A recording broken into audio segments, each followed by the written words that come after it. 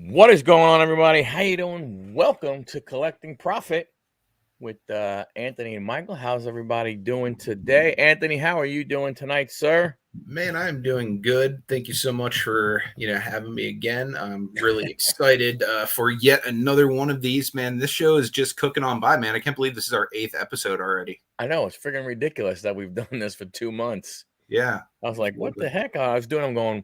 Wait. I'm like, holy smokes, that's pretty cool. Pretty cool. yeah. So, I'm when you're having fun, I guess. yeah. Hey, everything always good, having a good time and everything like that. So, we had the Super Bowl this past weekend and everything. Did you do anything? You have fun, or did you what did you think of the outcome and everything?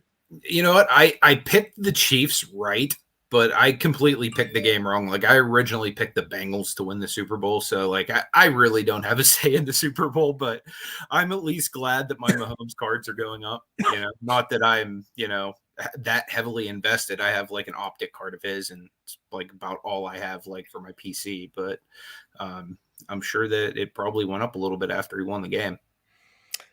Yeah, I wanted, I was happy with the outcome. I mean, not that I didn't want Philadelphia to lose. What's up, Greg?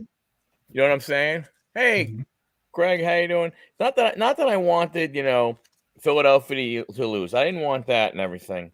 But I just wanted Mahomes. I wanted Mahomes to get the second one because I think if he would have lost, it would have been like, my gosh, how are you going to be considered great? You've gone to 3 and you've lost, 2. I mean, I hate to say it, and I'm not trying to compare the two, but it is like the LeBron thing. Yeah. Right? You get there so often and you don't win, and people are like, oh, you really must suck. You know what I mean? From that standpoint. And so I wanted him to win from that and from that thing.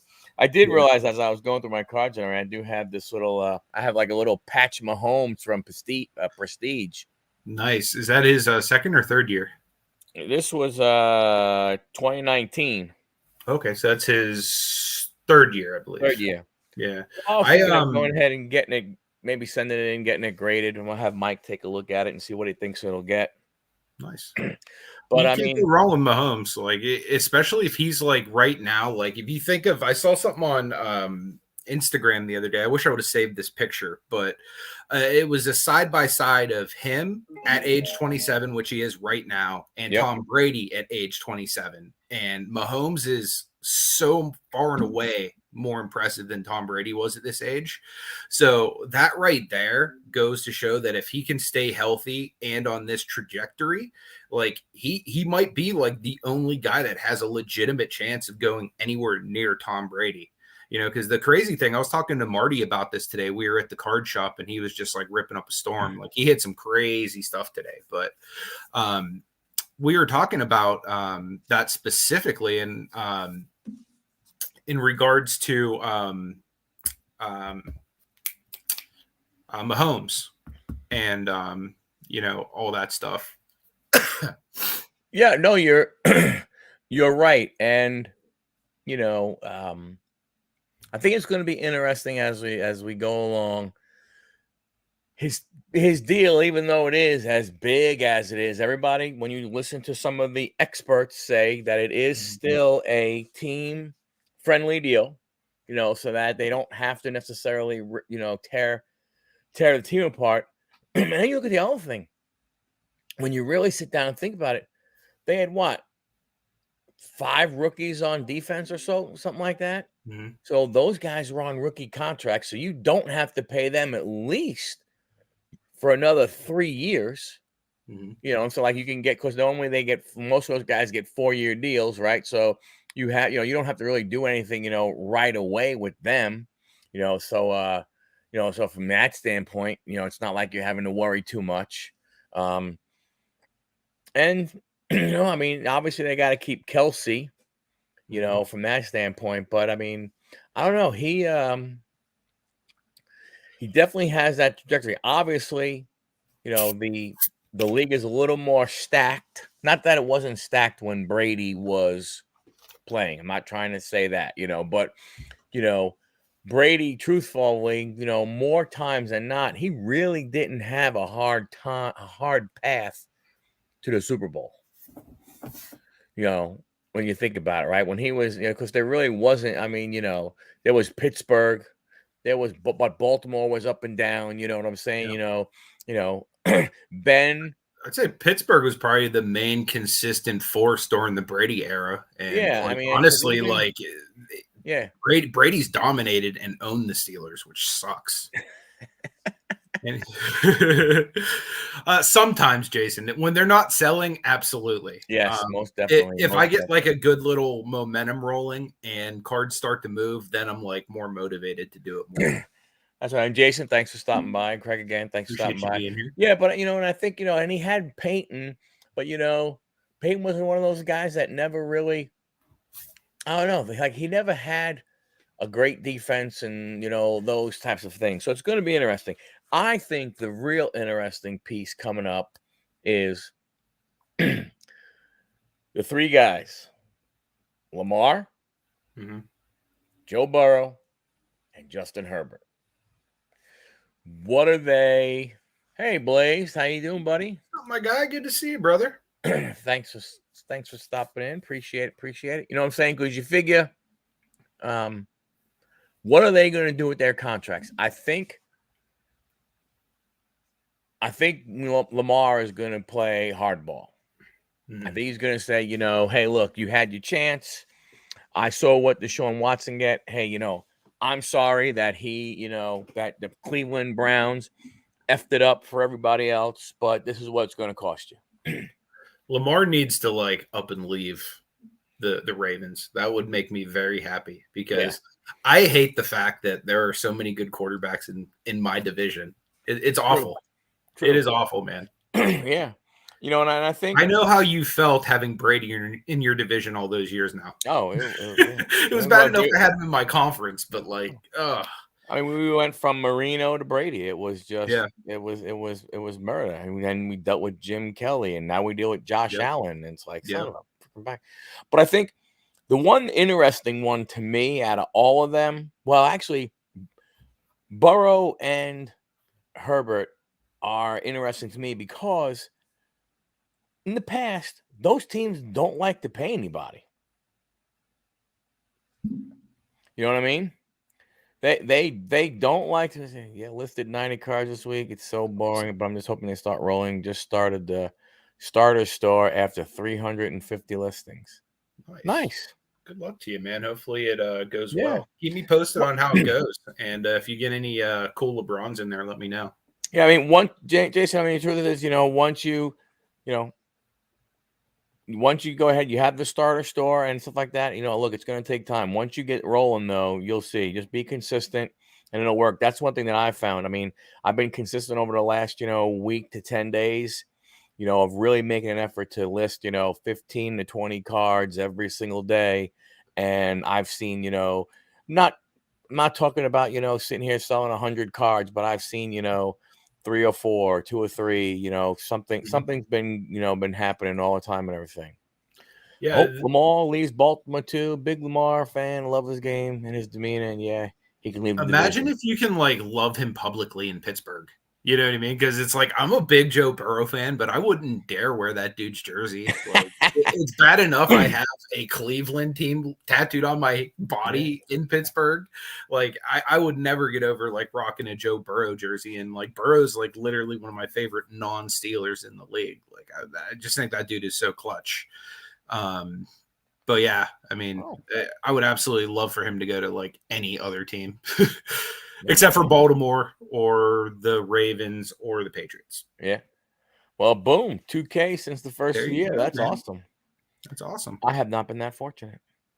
But I think it's going to be interesting to see how much of the pocketbook the Bengals and the Chargers are going to offer to those two guys, because the truth is neither one of those two teams are big spenders.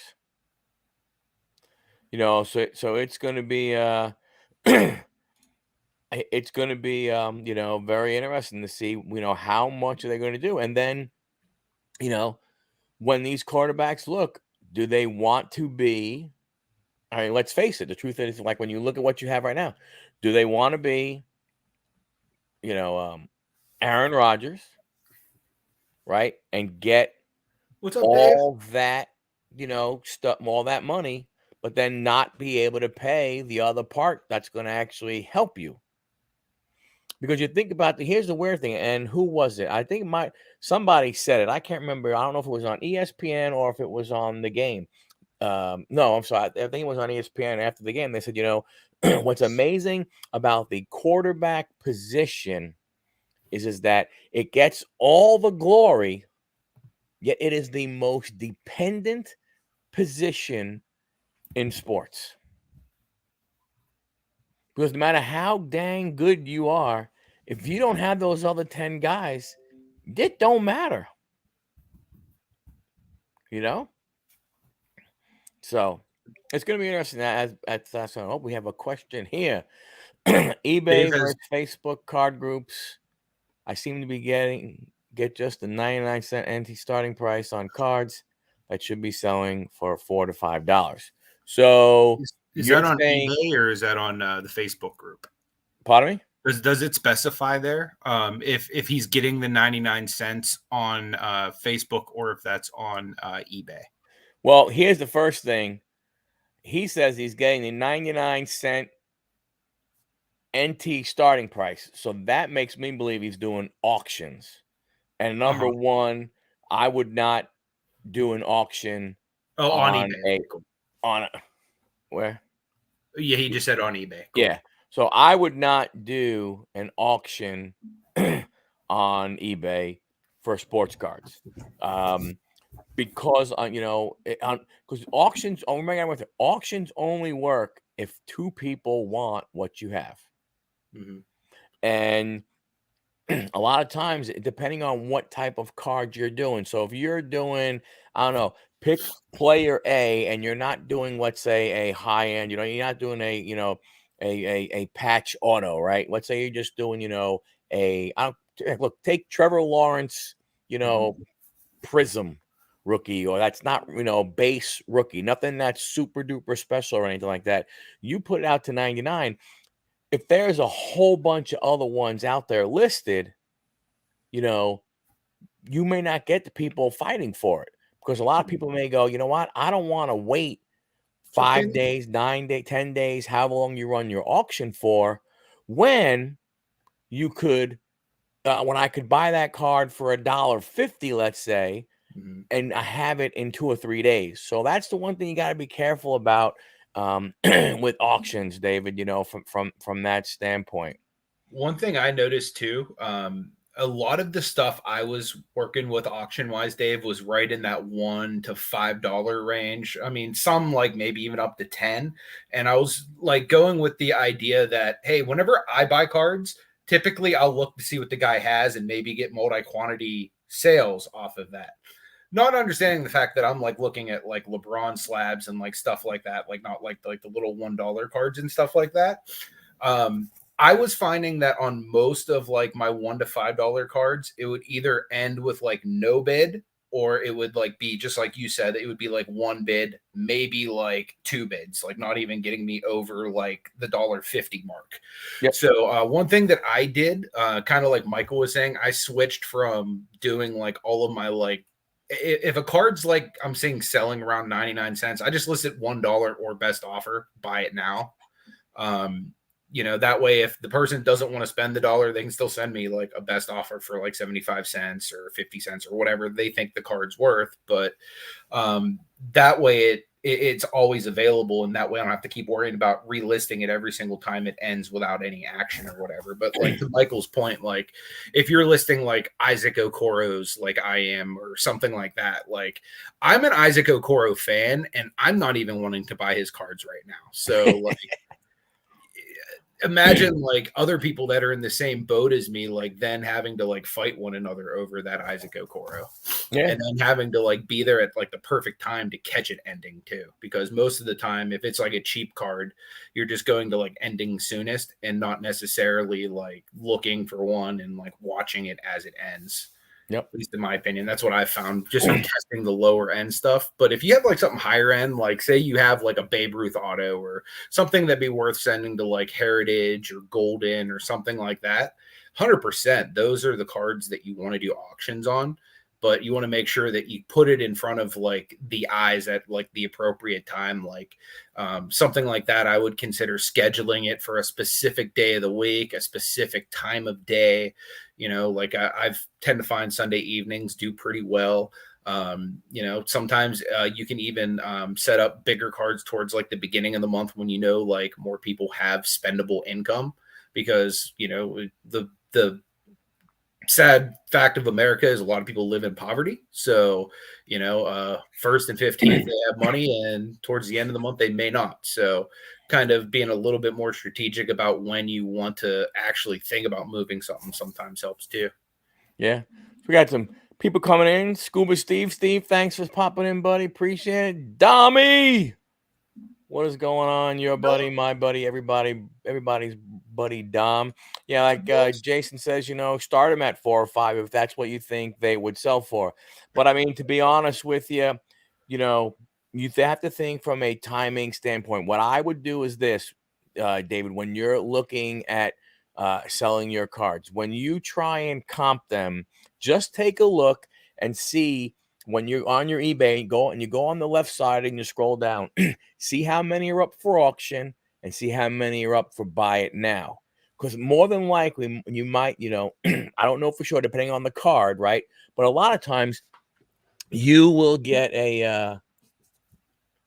yeah, Dommy, you will get more. You'll see that there are more that are buy it now. So you're at an auction, and let's say even if it's only a 10-day auction, even at 99 cents, somebody might be willing to pay $2, $3 because they know if I buy it on Monday, I should have it, you know, potentially, you know, by the weekend. Whereas if you have a starting bid on a Monday, now, you know, it used to have to go through all the way until next Wednesday or Thursday before the auction closes.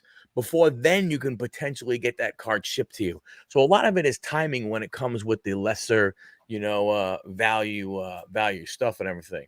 Dr. Manis, what up? Firestarter, good to see you. Yep. The Johnny, how you doing, buddy? other thing, before you move on to the next question, I wanted to bring up in regards to the Facebook group aspect. I know Dave's had some success with Facebook groups in the past. I would say if you still have like a decent like number of guys that would buy off of you in a Facebook group, or if you have like, for example, a lot of people that we watch, Michael, have like YouTube auctions, like I used to have on Sundays back in the day.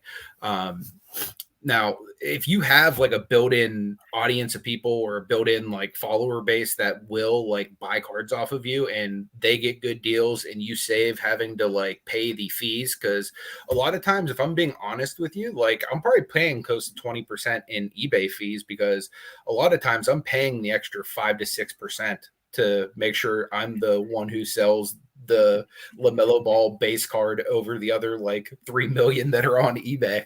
So because of that, personally, if you have a way to do that for less fees, I would advocate not aggravate, or I would suggest doing it that way. Is what I'm trying to say. But again, not everybody has that luxury. Like even myself, like if I'd go live right now, I could probably get more for some cards on on eBay than I could just on my YouTube channel, or just if I was on my Instagram, for example. Like, even though I have a card following, not necessarily enough people, like for example, the scale of eBay. You know what I mean? Like if I post an Isaac Okoro card, there might not even be somebody that puts a like on it. Whereas if I post it on eBay, and it's a decent card, there's most likely to be somebody that watches it. Yep. Hey, Will, how you doing? Thanks for coming by. You're very welcome. Thank you, Dommy. T-Bone, thank you. But yeah, Jason had that question. Okay. Sorry about that. I just wanted to Where's the other one? tie the bow on that. Oh, about the you mean the Facebook versus eBay? No, I think it actually might be for cheap cards, 20 or less. The lowest bin is 18. I'll list mine at 15.99, a buck or two lower than others. That way mine's the lowest. Yeah, that's not a bad idea. Yeah. One thing I've noticed too, Jason, that you might want to test too, rather than always just being the lowest, try seeing the difference and promoting it versus being the lowest. Because sometimes my card might be like even like multiple dollars more than somebody else's, and I still sometimes get to sell first just because I pay the like whatever they're asking for on most of my like lower end stuff. But yeah, that's a good practice to have, because typically if most people see that, like as me personally, I'm the guy that sorts lowest, and then I sorted that way, so that way I'm 100% getting the cheapest card, even if it's by a penny. Like that makes me feel good about myself knowing that Yeah. I paid a penny less than somebody else. See, So see, I do different. I do odd pricing. Like for instance, my lower end cards and everything, I do for $1.23 with best offer. And then I'll do like $2.36 or $3.26 or $4.21, just because sometimes that does catch an eye over $3.99 or $4.99. You know what I mean? So yep. it's silly. Hi Sam, how you doing? From that standpoint, last time I saw on eBay was a Beast Game Worn banana. Oh golly, damn you, Dommy. No, but I think I the Facebook stuff, again, that's okay. But again, it's a matter of getting in the group. Is the group active and all the other kind of stuff? I mean, the truth of the matter is, look, YouTube is great, Instagram, Facebook,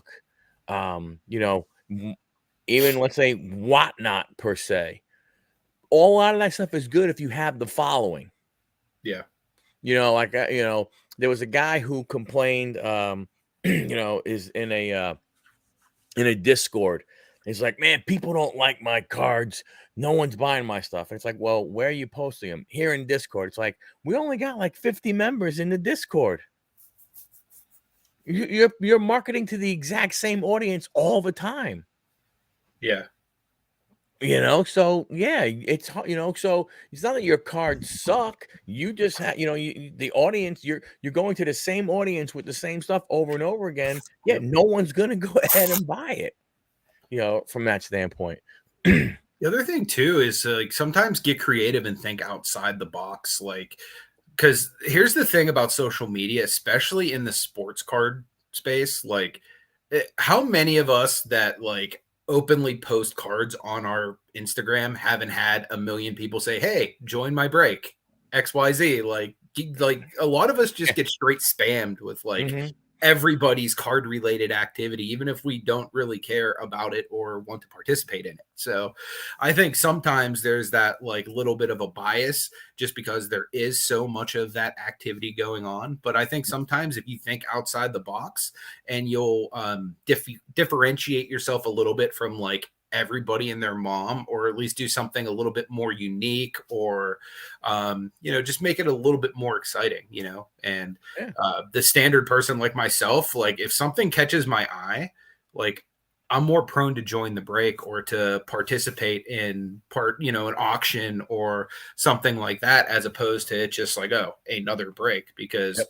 like I follow like 6,000 people on Instagram, and I would venture a guess like the high 5,000s of them are probably sports card accounts.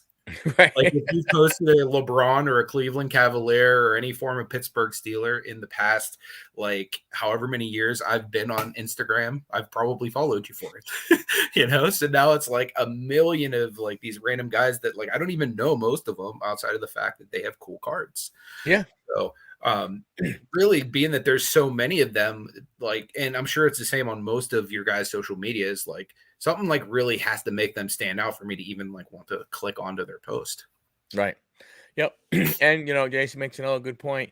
If you're going into a group and everything like that, you know what? I mean, you want to use, if you're paying with PayPal, you want to use goods and services. Yeah. And to me, if I go in if I'm talking to somebody and they're like, well, I'll only do friends and family, and I'm like, I don't know who you are. No. What I mean, I'll pay you a few dollars more, maybe, but I'm not going to go ahead and do friends and family and, get screwed because I have no idea who you are. One thing I'll suggest too, because I used to actually run a sports card Facebook group back in the day.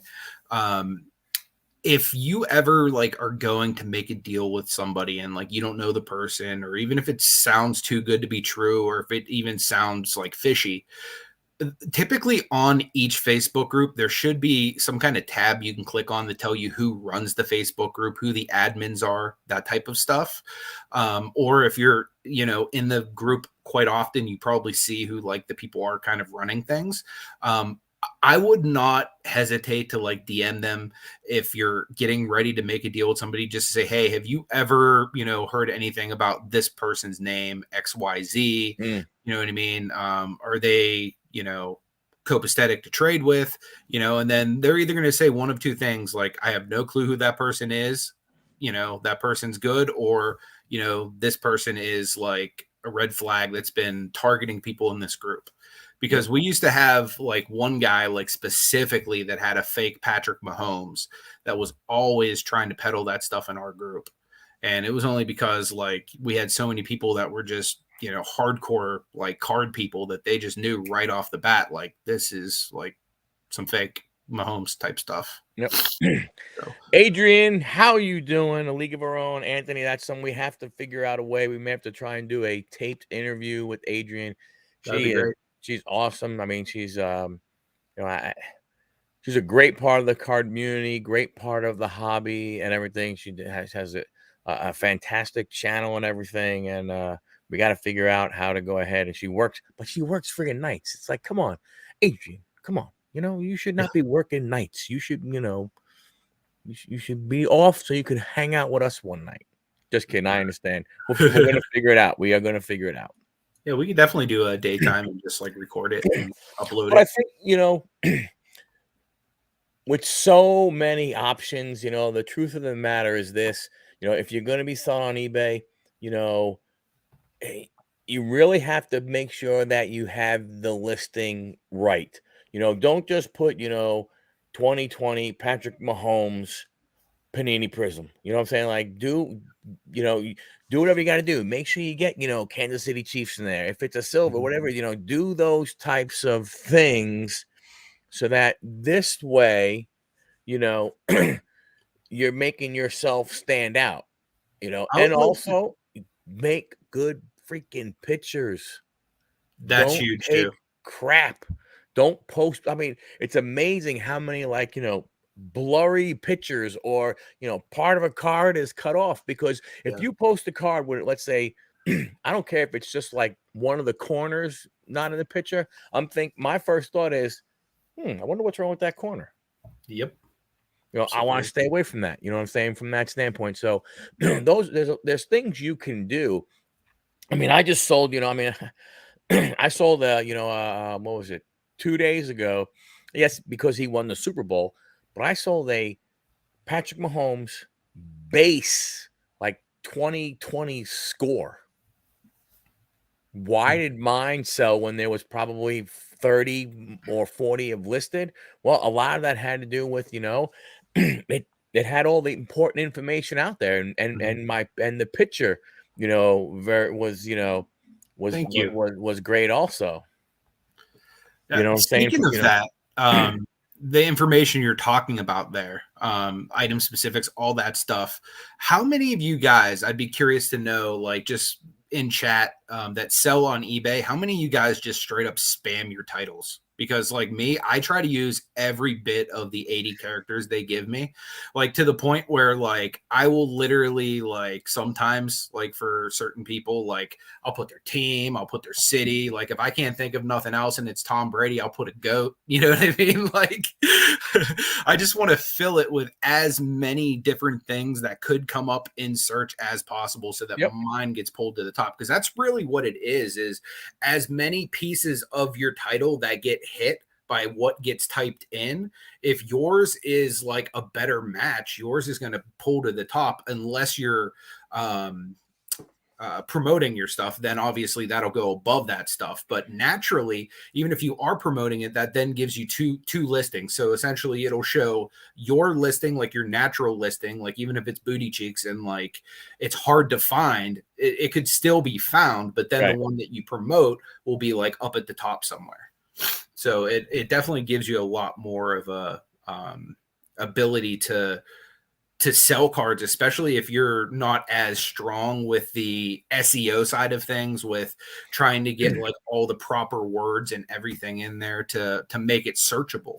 You know, like after I believe it's 30 days, like Google actually puts it on their site too. So after 30 days, it makes it a little bit easier for people outside of eBay to find you. But in that first 30 days, it's very hard for people outside eBay to find your listing unless they're really, really niche down, hitting those key terms in your title. Yeah. So like with me, I put what I think I want as my, when I in my search, because I use sell similar. Well, depends. I use sell similar. If I am going to be selling, let's say, a bunch of cards from the same set, then I find one that has most of the item specifics, and then I'm usually just changing like the name, the card number, and maybe the team in the item, because then I'll just I'll make a draft, then I'll just copy the drafts and go on and go from there. But I use the solds because I'm thinking, hey, if a card sold, something brought that person to that sold card, and I will see what they use in their titles. Listed is great. I look at the solds and I will see, and if I go, oh, I didn't think about putting that word in a title, I'm throwing that one in there, and it'll be okay and stuff. eBay, fill those titles. Yep. A light box for the pictures also. Yep. Same here. Mike and Ant, when do we start seeing your PCs? I'll show you the newest addition to my PC. If I can blow this picture up. I literally just ordered this like 3 hours ago, 4 hours ago, something like that. My PC is very heavy in LeBron James, like Pittsburgh Steelers, Cleveland Cavaliers, that type of stuff. So obviously I'm going to show you a LeBron James card, but let's see. Where's my eBay at? There we go. Whoa. Wrong one. Whoops. Sure. Just go ahead and get rid of me, man. Oh, you're sharing that way. Yeah, I just shared the screen. Oh. This is the newest addition to my PC. It is a 2021 Panini Crown Royal T-Mall LeBron Red Snow Globe PSA 9. These things are really, really cool. Marty has a Luka Doncic like it, and like ever since like he got that, I've basically wanted this LeBron. So went out and treated myself to an expiring auction earlier today and added the LeBron Snow Globe to the PC. For me, one of my last ones would have been the Big E autograph. Oh yeah, that's a slick card, man. Yeah, it's a really slick one. I don't need any more Michael Chavis cards, but when someone's gonna put a numbered autograph at 99 cents, this is one. I mean, it sucks, but it's just hard to sometimes it's hard to pass it up, especially if it's one that I don't have. Marty pulled a couple cards of him today out of the new 2023 just top series one. Oh, you already got some? I got a couple of blasters, and then I did order a jumbo and a hobby box. Nice. Yeah, the jumbos are pretty good. From what we saw, the jumbos were a little bit better than the hobby box. Yes, everybody's saying right now that the jumbo is a cool way to go. Well, thank you, Dami. Also, did you hear the big news about SGC? There's $9 grading promo on Topps Series 1 right now. They just I announced know. it today. That's what I'm hoping. Pull a couple of Rushmans or some of the other rookies, or maybe some short print Mm-hmm. New York Mets out there and everything. Yep. Yeah, that'd be New huge. additions: a Curry auto 101 and a Pele auto to 4. Oh, Nice. huh. Wow. Yeah, that's a little more high end than my collection. I'd say this is probably the most expensive one I bought recently. This $47 one. Yep. I've been trying to be a little bit more good about not buying as many LeBrons as I've been accustomed to buying over the years. I'm happy in that really the guys that I would collect the most, which would be like Chavis and Fred Lynn. Although Fred Lynn does have some cards that can get up there, for the most part, timing auctions the right way, I could be in that, 20, 15 to $20 range with a bunch of his stuff. Yeah, when you look for that auction that's going to end, at that crazy time. Oh, those were pulls. Oh, that's awesome. Wow, that's even better. Huge. What set was it? Was it one of the Leaf sets? Because you can Very pull some nice. fire out of Leaf. I feel like they're super underrated, man. Like, what other set has like Al Bundy signing cards for them? You Very know, like true. I just think that's super cool. Like so many like people have signed for them. Yeah. Add a leaf. Hey, who cares, man? I mean, that's awesome. Yeah, I don't know. So, did you notice any bump in any of your, chief cards that you might have had listed with the Super Bowl? You know what? I only sold I think 2 or 3 Mahomes during the Super Bowl, and that was it. I thought for sure because I have a lot of Mahomes. Yep. I sold more of him during the playoffs than I did during the Super Bowl itself. I sold 2 Mahomes today. During the Super Bowl, my phone went off once. And it was for Justin Herbert, not even a guy who's playing in the Super Bowl. Interesting. Curry was Leaf Metal Basketball. Pele was Leaf Exotic Multisport. Damn. Nice. Oh, look at that. Hey, Zach. What's up, Zach? You just won a Tommy Hilfiger a 25 auto. Way to go. That's pretty Zach awesome. Sports Cards and Collects, man. Hey, gang, I say something, also, check out some of the names that you have in this chat and see if those guys got channels or IGs, and give them a follow and stuff like that. I mean, there's a lot of people who, do really good things, in the community and stuff. And, we could if we could support each other, that's the way we're going to help, everybody, grow. What is that one? Yeah, crazy card add to the PC. I would say so, and it's another Leaf. It's awesome. Yeah, I think Leaf gets kind of like a butt rep. I mean, I think back in the day, like they weren't super great, but I think like the modern day Leaf, like with the chromium cards, like the celebrity autos, like all of the different stuff, like yeah, a lot of it's not licensed, which like sort of sucks, but like outside of Fanatics pretty soon, like is anything going to be licensed? Not really. No, it's not. And I think I think part of it that you look at it is from a standpoint of licensing, number one, but number two, Leaf really wasn't. They seem to like stop putting out, a lot of stuff. And they went to more. I mean, not to me. I think doing the metal and the multi sports and all those other type of things. Those are cool. Like the chief, the Leaf Metal Champions and stuff like that. Where you open that up, and you're getting golf snowboarding, basketball, baseball, football, announcers. You're getting the whole thing, and and that's that's pretty cool. No worries, Johnny. We understand. Yeah, baseball. Oh, in the '80s, Leaf baseball was good. So I just wonder. But hey, look, they found their niche. No one else is doing what they do now. And you can say, Yeah. well, Tops does a little bit. They do Allen and Ginter and so on and so forth. Yeah, but that's one set and stuff like that. So, Mhm.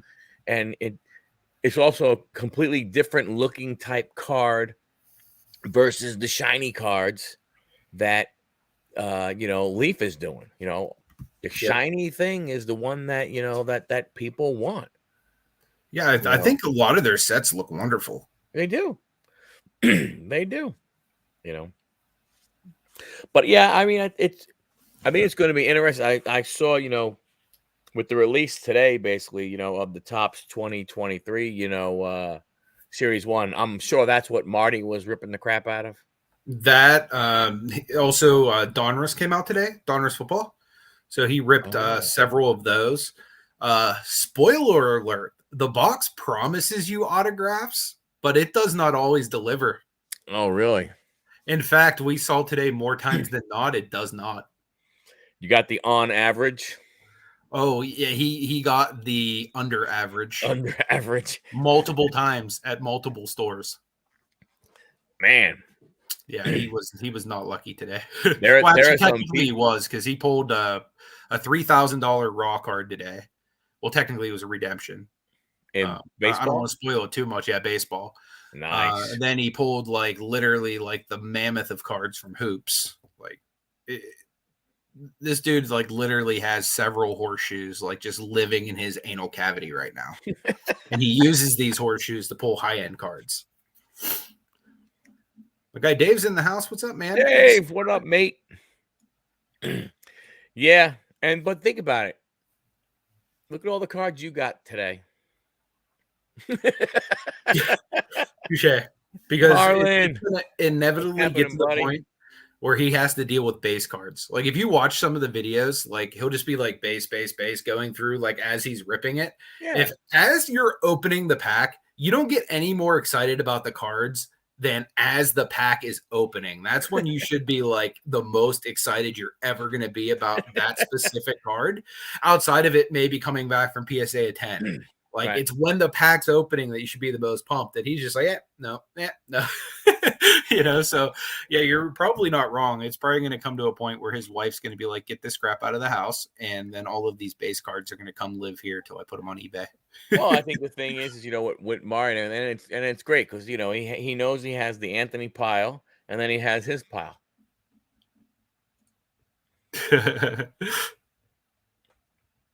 Yeah, you should have definitely seen Marty. He definitely was going through them withdrawal sweats today. Yeah, it paid off well for him. He followed his gut, and he got some really stellar cards. Excited to one of them's already released on the channel. The very first box he ripped today, he hit a downtown in. Wow. Yeah, and that ended up being like maybe the like third, fourth, maybe even fifth best card he got today. It was insane. Like just the luck he had. That's cool, Harlan. Couple Awesome, brother. shows. Nice, nice, Are you nice. going to be setting up to sell, or are you just going to be buying? Tell you what, card shows are wonderful arbitrage for eBay sellers because you Well, can. didn't you go to one recently or no? To me or to Harlan? No, you. Yeah, Marty and I just went to one recently. Yeah. This past weekend. So Dave is not buying boxes, buying things. Yeah, I mean, that's really the way. I mean, that's if yes, that's a great way to go and stuff like that. I should probably do a little bit more, but I'm just not that smart right now. I do that for the most part outside of like, oh, look, I found like a set I want at retail. Yeah. Once like I have like the LeBrons out of it, or like if the Cavs have rookies, once I have that player, then it's like I have no interest in buying the box anymore. Mhm. But if it's like a wrestling set that comes out, I'll still break down and buy a box just because I'm a degenerate with that stuff. It makes me feel like a kid opening up wrestling, and like it's still reasonably affordable compared to some of the other sports. Most definitely. Most definitely. But it's gonna be, I mean, I've already, already started seeing. I mean, man, people are ripping and posting on eBay already. Mhm. 2023, singles and everything. So that's awesome. And people are starting to list that stuff. So it gives the folks the opportunity to buy them up. Buster Posey, one Nice. out of 15, three-color patch, It's really about nice. 140 United States doll hairs. Yeah. Oh, hey, that's great. That's a big card. Posey's a really good guy. He should be a first ballot Hall of Famer, Yep. and stuff like that. you know, Definitely agree.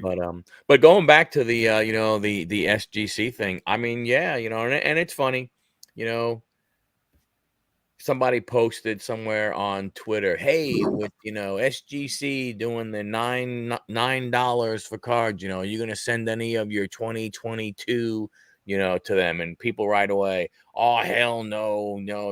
It's like people going ahead and uh, just bashing on them and stuff like that. Oh, only if it's gonna be for my PC and so on and so forth. And it's like, we've talked about it a couple different times. I don't understand. I don't understand why PSA is perceived to be when, I don't know, when you know their past and stuff like that of how they gave out grades and crazy stuff and everything. But I mean, I plan on it. I have no no reason not to, Hmm. from that standpoint. So what are you going to do? And one of the guys said, "Well, why would I do that when PSA's turnaround time is quicker?" I don't know I that mean, it's quicker, but I mean, the main thing I will say for PSA is obviously the resale value. Like, but not only the resale value, I would say the liquidity of it. It's a lot more liquid than basically any other slab.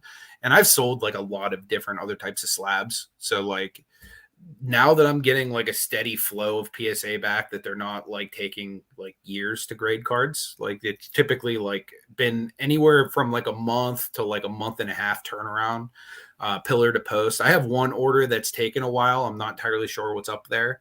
Um, Basically I've had like three other orders pop and be returned before this one order that I sent like way beforehand, but it still hasn't reached like what their actual turnaround time on the website is, like the 120 days for service level.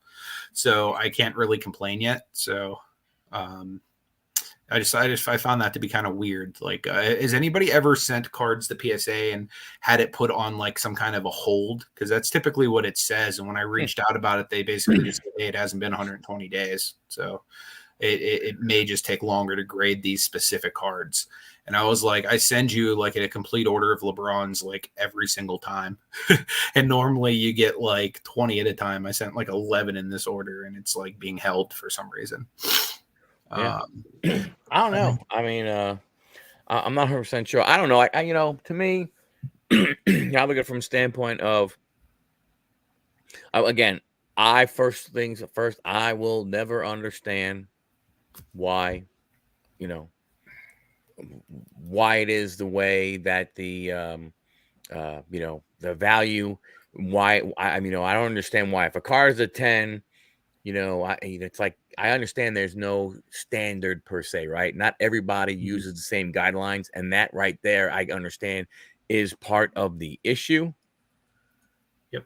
That But to me, there shouldn't be that big of a disparity. A PSA 10 versus an SGC 10 versus a BGS 10. I don't think, all right, maybe one should be more, but for crying out loud, sometimes you look at them, it's like, big dollar, difference between the two. Shout out to the chat for covering this one for us. Yes, they do. A lot of different companies do it a little bit differently. Some companies have something as simple as like it's kind of like a Google sheet type thing on their website where it's basically you can click on it and see all the cards that they've graded. Some sites are as like intricate as PSA, where you can like type in Joe Burrow and see like all of the Joe Burrows, like all of the counts of everything for every type of card and stuff like that. But yeah, everybody does have some form of that. Not every company updates it regularly though, so that's something that you'll notice on some of the newer companies or the like smaller ones. Sometimes they're not as frequent with their pop report updates as like obviously PSA and other companies are. Now PSA, I'm pretty sure updates theirs either every Tuesday or every Wednesday every week. So if you're ever like wanting to check for updates and you've been waiting for a certain card or something like that to hit the report, typically like I said, I'm pretty sure it's either Tuesdays or Wednesdays they update those pop reports.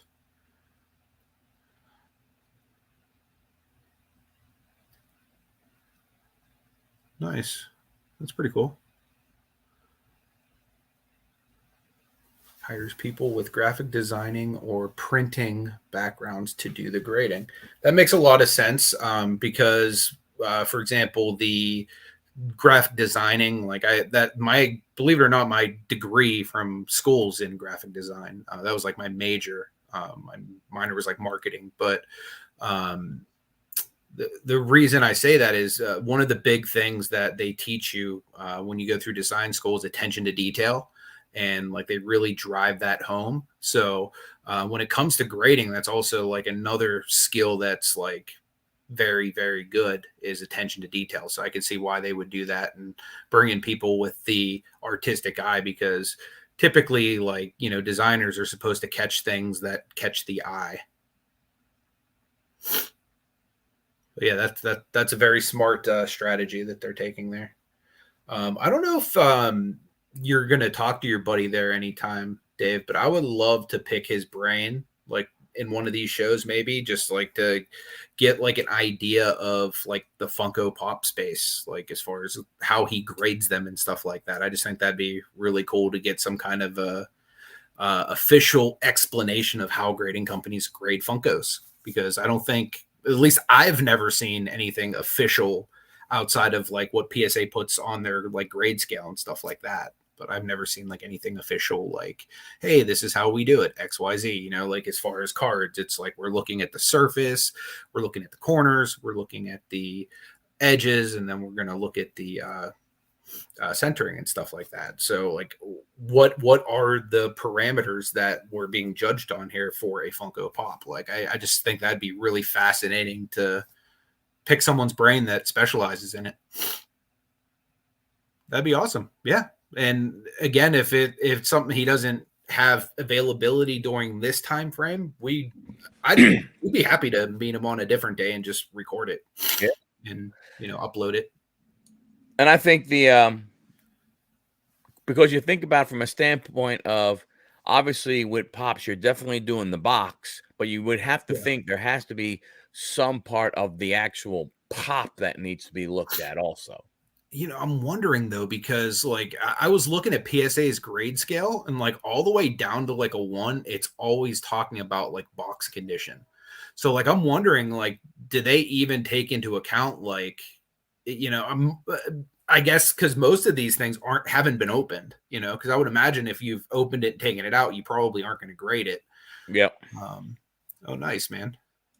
Yeah, I would think I would think that'd be too. Yeah, because you wouldn't want to take it out with the potential of damaging the box when you're putting it back in. Yeah, absolutely. SCI recently did a video with a couple of SGC graders that was pretty interesting. That you would enjoy, answer some of those questions. He did. Is that Adrian? Are you referring to the one where he did like the contest against the other guy? Is that the video? There was one out there the where grade off or whatever it was. Yeah, Pete offered like X number of dollars, and whoever got the closest grade just eyeballing it versus a grader. I saw that one. I don't know if that's the one that Adrian is referring to.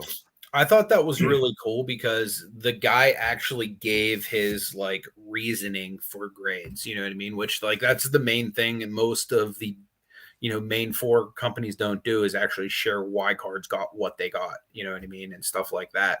And there were some rough looking edges on the one card the guy graded, but the grader was like, yeah, because of the way this card was cut, it wasn't a Gretzky, but it was like cut the same way the Gretzky's are with like the wire. Yep. So like, obviously, if you're pressing wire into something, it's gonna look a little bit more rigid than if you're cutting it with like something that you would cut with today, or like a straight razor or anything else. Everybody's saying basically saying the same thing. Yeah. Same thing. But I mean, and right, this is that's what the problem you have is there are a lot of PSA 10s that are very questionable, and that's what irritates the crap out of me. Yeah. Yeah, it was a very interesting video. It was very cool to see. I refuse to acknowledge SCI anymore. Well, how come too many shenanigans? I don't know. I with him it's hard. I mean, I know he has nothing. He cannot go ahead and affect. He has no. I mean, he has some influence, but he has no influence. But it's kind of crazy when you hear about him buying a card for excuse me, $215,000, and then you look at the value, 6 weeks, 8 weeks later, and it's like 180,000. It's like holy cow, Yeah. I mean, honestly, like anybody, I think buying like the big, like high end cards, like most of them are probably in that same, like, I guess situation right now where they're upside down on a lot of stuff. Like I think like honestly, like I don't want to say I'm blessed for being broke, but like I'm covered by the fact that I'm dealing with cards that are mainly like under $10 for the most part. Like if I right now I have 1,300 plus cards on eBay, and I would venture to guess probably 1,000 of those are probably under $10, most likely.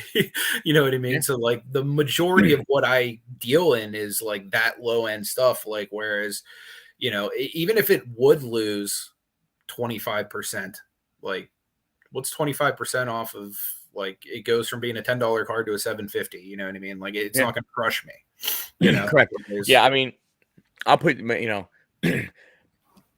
at some point in time, like I said, I guarantee you at some point in time, my collection worth won't be worth even what maybe one of his mid-level, collection things are worth.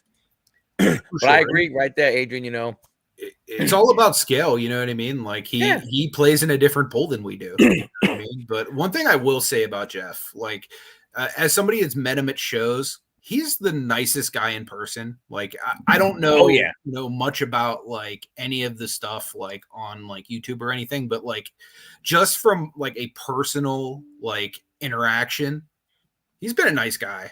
Oh yeah.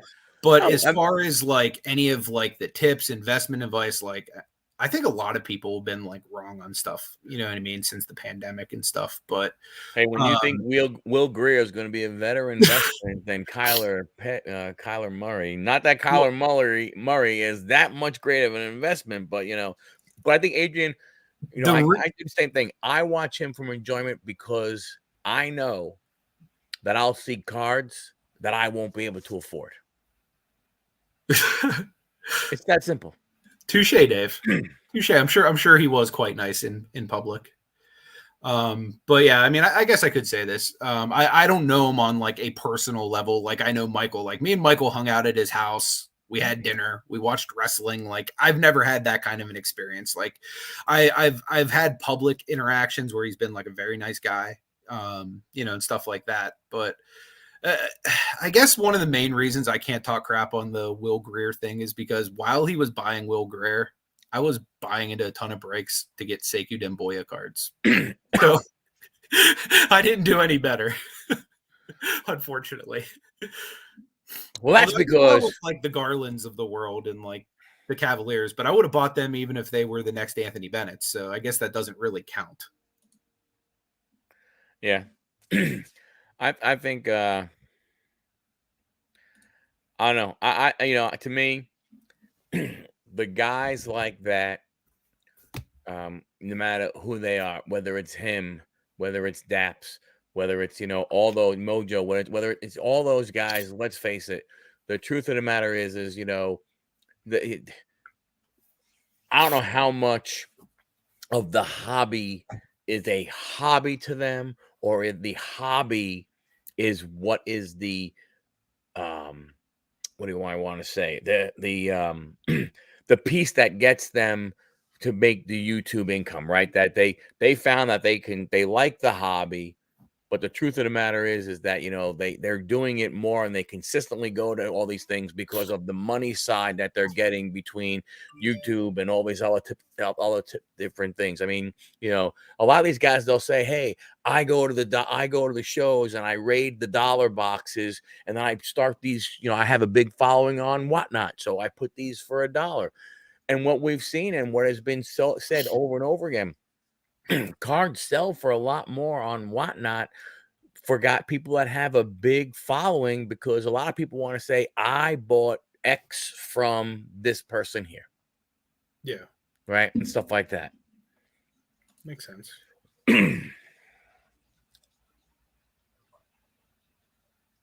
Yep. Yeah, that makes sense, Dom. Like, as far as like the homegrown guys, like, because me and Michael are basically just guys like anyone else. You know what I mean? Like, yeah, we don't have super big followings or anything like that, or we're not like rock stars when it comes to the hobby or anything like that. We're just normal guys that like to collect. Yeah, I think Mike does breaks and everything. He does really good stuff, Anthony. If you want, you should check out his channel. He runs his breaks in a unique way, which is pretty cool. In that, what he does is, he says he's going to have a break on this day at this time, and then what he does is he says, okay, at 7:00 I'm going to get online. At 7:15, he has a list of all the teams and how much they're going to cost. And at 7:15, he says, basically, go. If you're in the chat, you can put up to 2 teams that you want, that you would like. And then what he does, if multiple people want that same team, he does like a 1-minute auction with the starting price, whatever he deemed it. Now, Mike goes through and he, it's not, hey, every spot is $20. He has $25 spots, but he has, like $8 spots for teams that don't have a lot of cards. And so what happens is, if,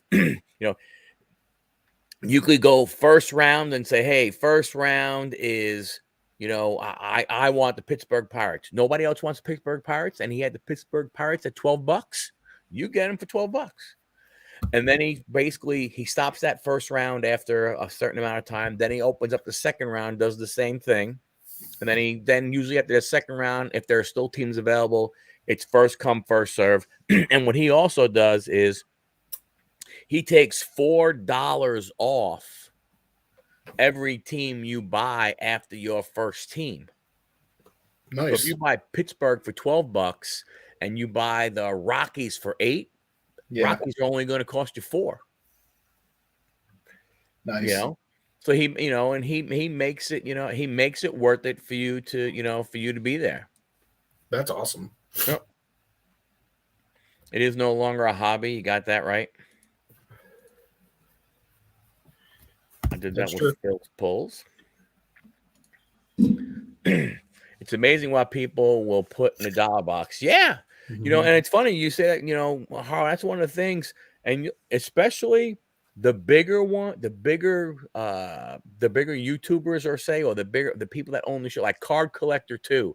Collector 2, he even says, listen, if you come to National, I remember, you want to come by my box table. Now, yes, he wants that to happen, but he says that, he starts putting his boxes together. He's probably, I wouldn't surprise me if he's starting now to put his dollar boxes together for the National in July.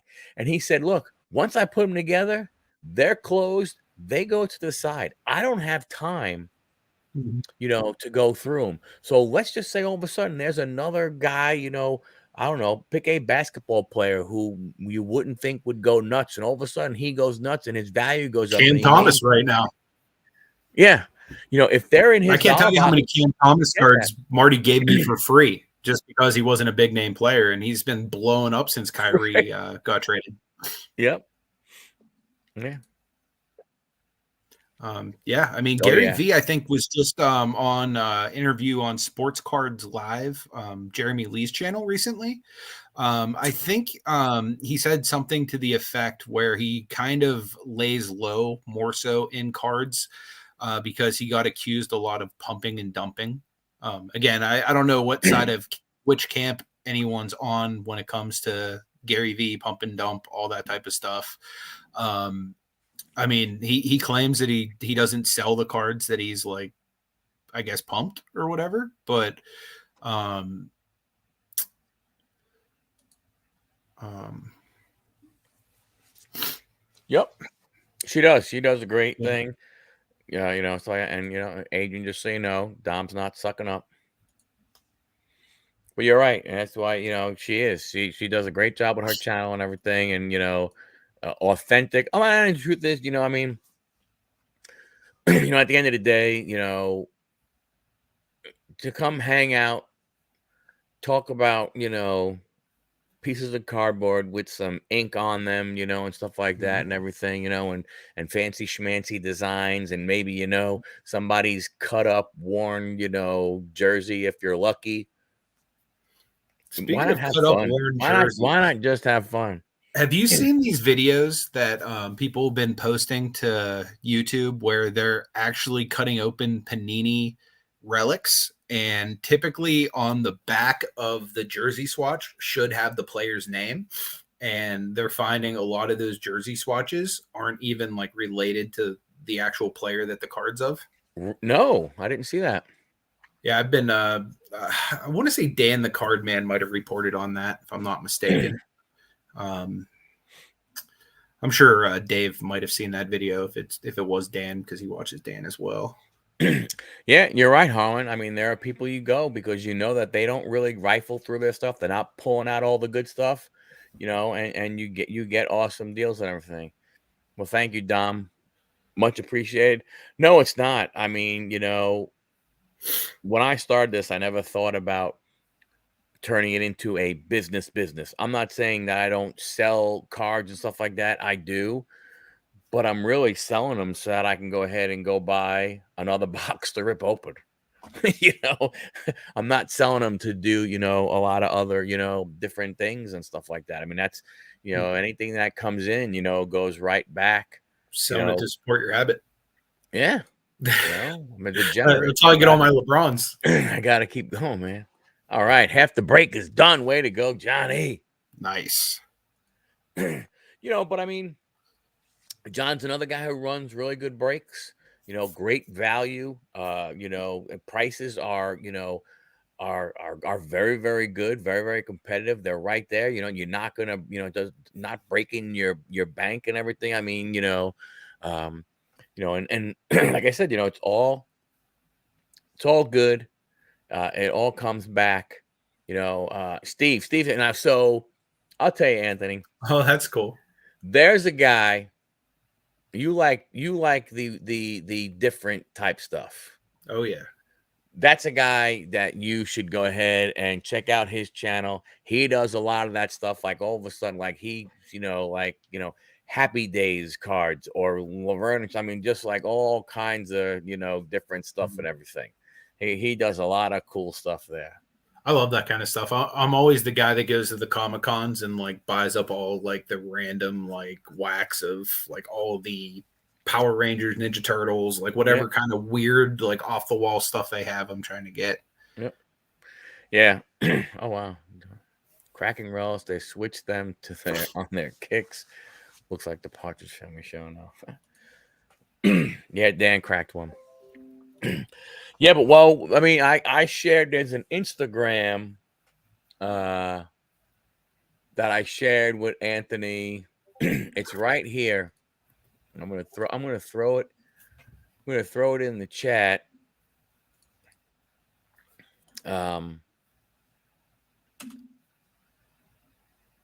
This guy makes custom cards. Oh, is that the Dumb and Dumber guy? No. This is the guy that he did the one like somebody. He did a custom Lou Gehrig and a custom Babe Ruth card. A guy had an autograph of both of them that was JSA certified.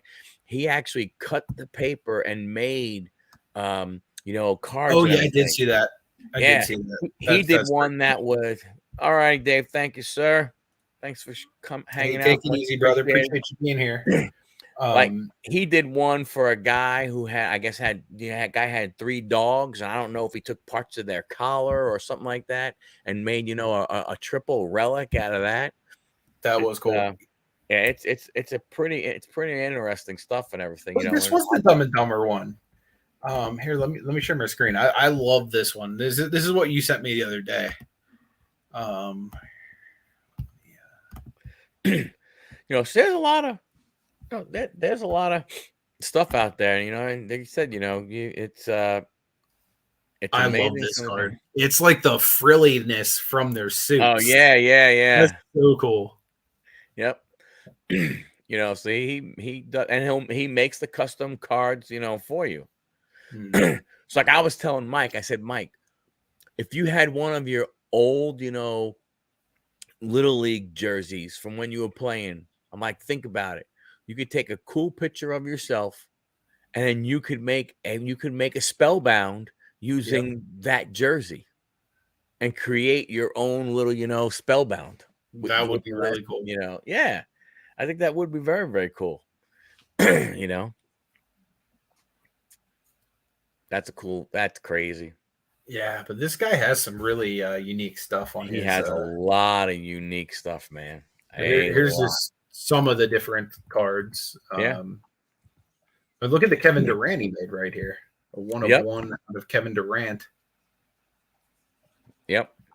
And then typically does he have oh no, he doesn't. That's just the whole card. I was gonna say sometimes he'll have pictures of like how he makes it. Yeah, Like he here's the does. Kevin pieces. Yeah. He has a little video and stuff. He gets the autograph, then he finds a patch, and then he makes the cards, and then he glues them all together and stuff. I mean, it really is. It really is interesting. The I was only watching. I thing was that like, the only thing that I would be a little cringed on is like actually taking something valuable and like destroying it. Like, granted, he ripped apart a Marcus Chris or whatever it was, but right. um, how much value can this really have in the future, though? You know what I mean? Granted, Marcus Chris is probably not going to have. Actually, this might improve the value over Marcus Chris. Never Yeah. mind. I don't know. I mean, to me, I think from a standpoint of But if doing that's a your own, real auto, or is that that's like a fake one there that you no, put that's a in? real Kevin Durant auto. He did a series. There was a guy who had, he got Kevin Durant did a signing for him, and he signed, like he had like 10 extra signatures of Kevin Durant. He sent them to that guy, and that guy made a series of 1 to 10 of a special Kevin Durant card. That's super cool. Yeah. What, does it say on his page like what he gets paid per card? I didn't see that. I know he has a website also, but I mean it's ridiculous when you look at it. I mean, and that you say whatever you want to say. I know it's not going to pass the test and everything like that and stuff, but man, you could send that to PSA or BGS just for the autograph to get the autograph authenticated. I completely agree, Dave. He says that's a art, a lot of precision to make them look good. Yep. Completely agree. Yeah. So, I mean, I like this kind of stuff. Like, I don't necessarily know that there's going to be like a huge like market or like this is going to be like depending on how much it costs. You know what I mean? Like that this is going to be like worth whatever. Like that's cool. Look at that. Look at that. Bill Ripken. I don't want to pick it up too much because it's like obviously could be demonetizing to you in the future. But, yeah. I mean, it's just the stuff he has is super cool. Oh, I'd say it's really amazing when you Is look that at it. poster with like an actual jersey in it? That literally is a jersey inside of a Yeah. giant one of one Made to a poster. giant 101 poster. That is really cool.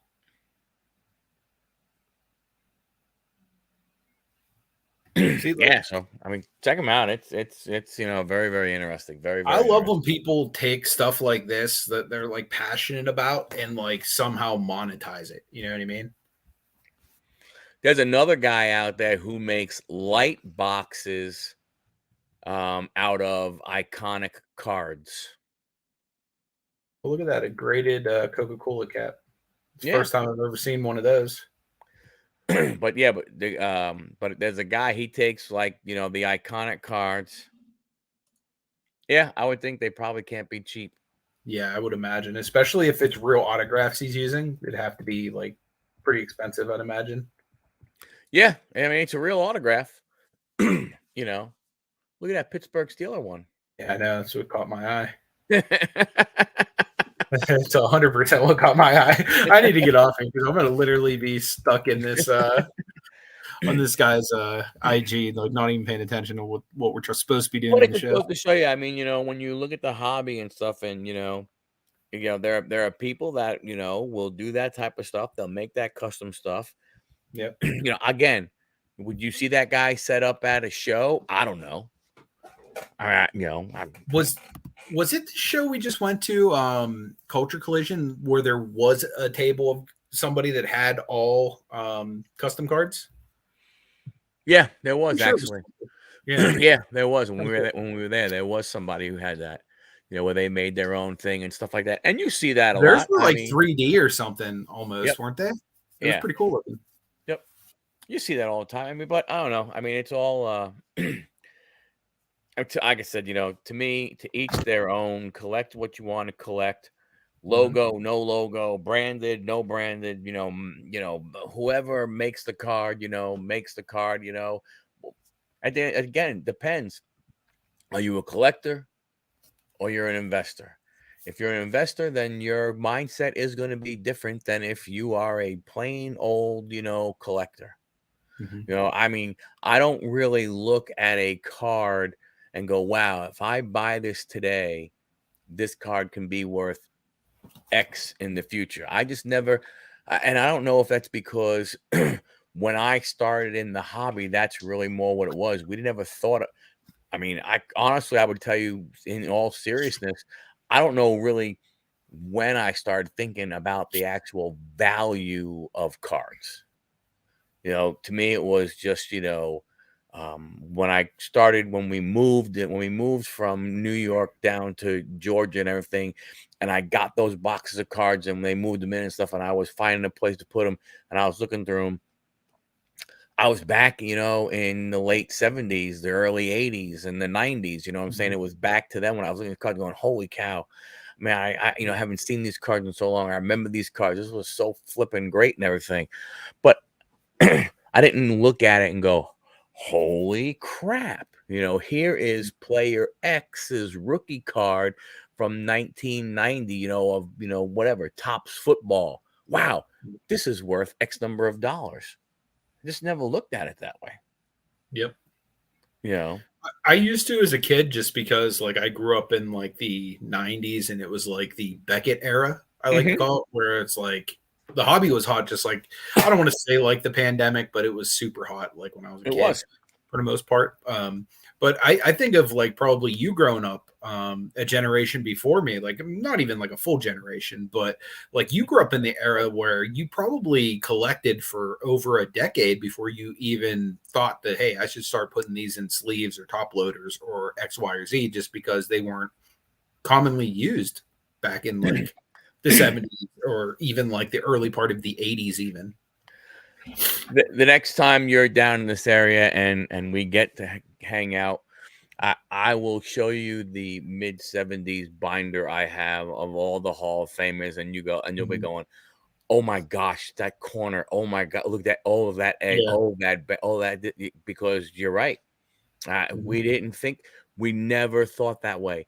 Even when we Mhm. were trading cards, we never thought that way. Like I was saying, I think I said on one of the shows, we got a stack, of cards, and I got them. I went, hey, need them. Ooh, got them, got them, got them, got them. Oh, hey, I got all Mhm. these. Do you need these? To my friend that was there doing the exact same thing.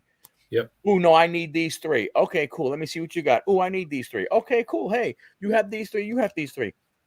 For crying out loud, that could have been a Paul Molitor rookie, Robin Yount rookie, could have been a freaking Tony Gwynn rookie. We didn't care. We didn't know any better. We were just collecting cards because we were trying to collect all the cards. Yes, we used to flip also. I mean, scrape them across the ground and everything out. We used to go into the street and we had the little, we had, the curb, and we would flip, and you flipped cards until the first person to get a leaner. The first person who got a leaner got all the cards. But there was one thing. The other person had one shot. And if they could knock that leaner down, you kept going. If not, you went over there. And again, on the ground, all you're doing is doing this, pushing them all together while you're scraping the crap out of them. Yep. You're not thinking about it. I think the only reason my generation didn't beat the hell out of their cards as badly is because we had Pogs to beat up. True. True. But I mean, like I said, we didn't, I never thought of that. It didn't make a difference. It didn't make a difference. I mean, now I only bought football and baseball. I really didn't start buying basketball until later. And I mean, and hockey was hockey. I mean, even till today, a lot of people don't buy hockey. I mean, that people do, but not as much. Even in certain parts of Pittsburgh, like basketball is still not even like super hot, just because of like, the my man, we have no team here. What's up, Paul? Good to see you, brother. Boy. But I mean, that just goes to show in other parts of the country, other parts of the world, it's like red hot. So I guess a lot of it could be like dependent on like your area and stuff too. Like whereas like I was just at one of the shops today, and I was like, why don't you guys carry more basketball? Because like outside of like a couple like bargain boxes, there really weren't like any like outside of like wax. Like obviously they had wax for days, but like there weren't like they had a huge selection of like all the TCGs. They had a huge selection of football, baseball, huge selection of hockey because we have the Penguins here and the Penguins are super popular. So huge selection of that. But like even like combat sports, there's more of that than there was basketball. And I was like, why isn't there that much basketball? And he was like, well, duh, there's no team here. And obviously you think of the pandemic and how crazy basketball got during the pandemic and stuff like that. And I would say it's gotten a lot more popular in Pittsburgh since then, but like for the most part, it's still mainly the sports that we have teams here that people are like actively like really collecting hard. Yeah. Well, I think, it was Junction we were at today, Dave. Actually, we went to Etc. today as well, but the one I was talking to about basketball was Junction. And they said it's basically because we don't have a team in Pittsburgh that they don't stock as much basketball as they do like the other major sports. Well, you think about where, excuse me, like, where Dom and I grew up. 2 basketball teams, 2 football teams, 2 baseball teams, 3 hockey teams. And that was right there, and you went a little bit north, you have Boston. You went a little bit, southeast, you had Philadelphia. I mean, so, we had, all that stuff, all around us, so everything was popular. There really wasn't like, oh my gosh, nobody was a hockey guy. Nobody, you really wound up liking them all because they were all there all the time. You had all the teams. So you didn't have many off days of sports when you have 8 teams that you can go ahead and follow, and that's why, with me, and people go, oh my gosh, how do you not like college football? How do I not like college football? Because when I grew up, you either watched Boston College, Syracuse, or Notre Dame. That was it. They didn't know what the SEC was. Yeah, I mean, here in Pittsburgh, if it's not Pitt or Penn State, we don't care for the most part. I went to Florida for college and everything, and people are going, so what are you? Are you ACC, SEC? I'm like, I don't know what the hell you're talking about. It's like, who's Pitt play for again? I'm NFL, MLB, it's like, and be, oh my gosh, you don't understand. You're gonna have to change. I'm like, yeah, no, I'll take my pro. I mean, it's not like I don't like it. It was just that it was not something that I, grew up with. Do I watch it a little more now than I did then? Yes. But a lot Especially when more you're than in the hobby, it pays yes. dividends for speculation. Yes. Cards were everywhere. We didn't, everywhere. And they were out on the counter. And I'm telling you right now, and I don't know if Don would tell you, but you know what? This whole thing that you hear about today, oh, these people that go into Target or Walmart and they take the fat packs and they press them together, it's all kind of stuff. People, that crap ain't new. Don't like I was saying, when I grew up, there was three kind, there was three cards. There was the rack pack, there was a larger pack of cards that was a Mhm. clear wrapper, and then there was, the regular wax pack, kind of like the Yep. shirts you have, Yep. right? What? I went to the store, I looked. I didn't look to see if there was a Hall of Famer or if there was, an expensive card being shown. I looked and said, "Ooh, I have the one on the front. I Yep. have the one on the back. Why do I want to buy that one? I already got two of those cards." Yep. You know what I mean?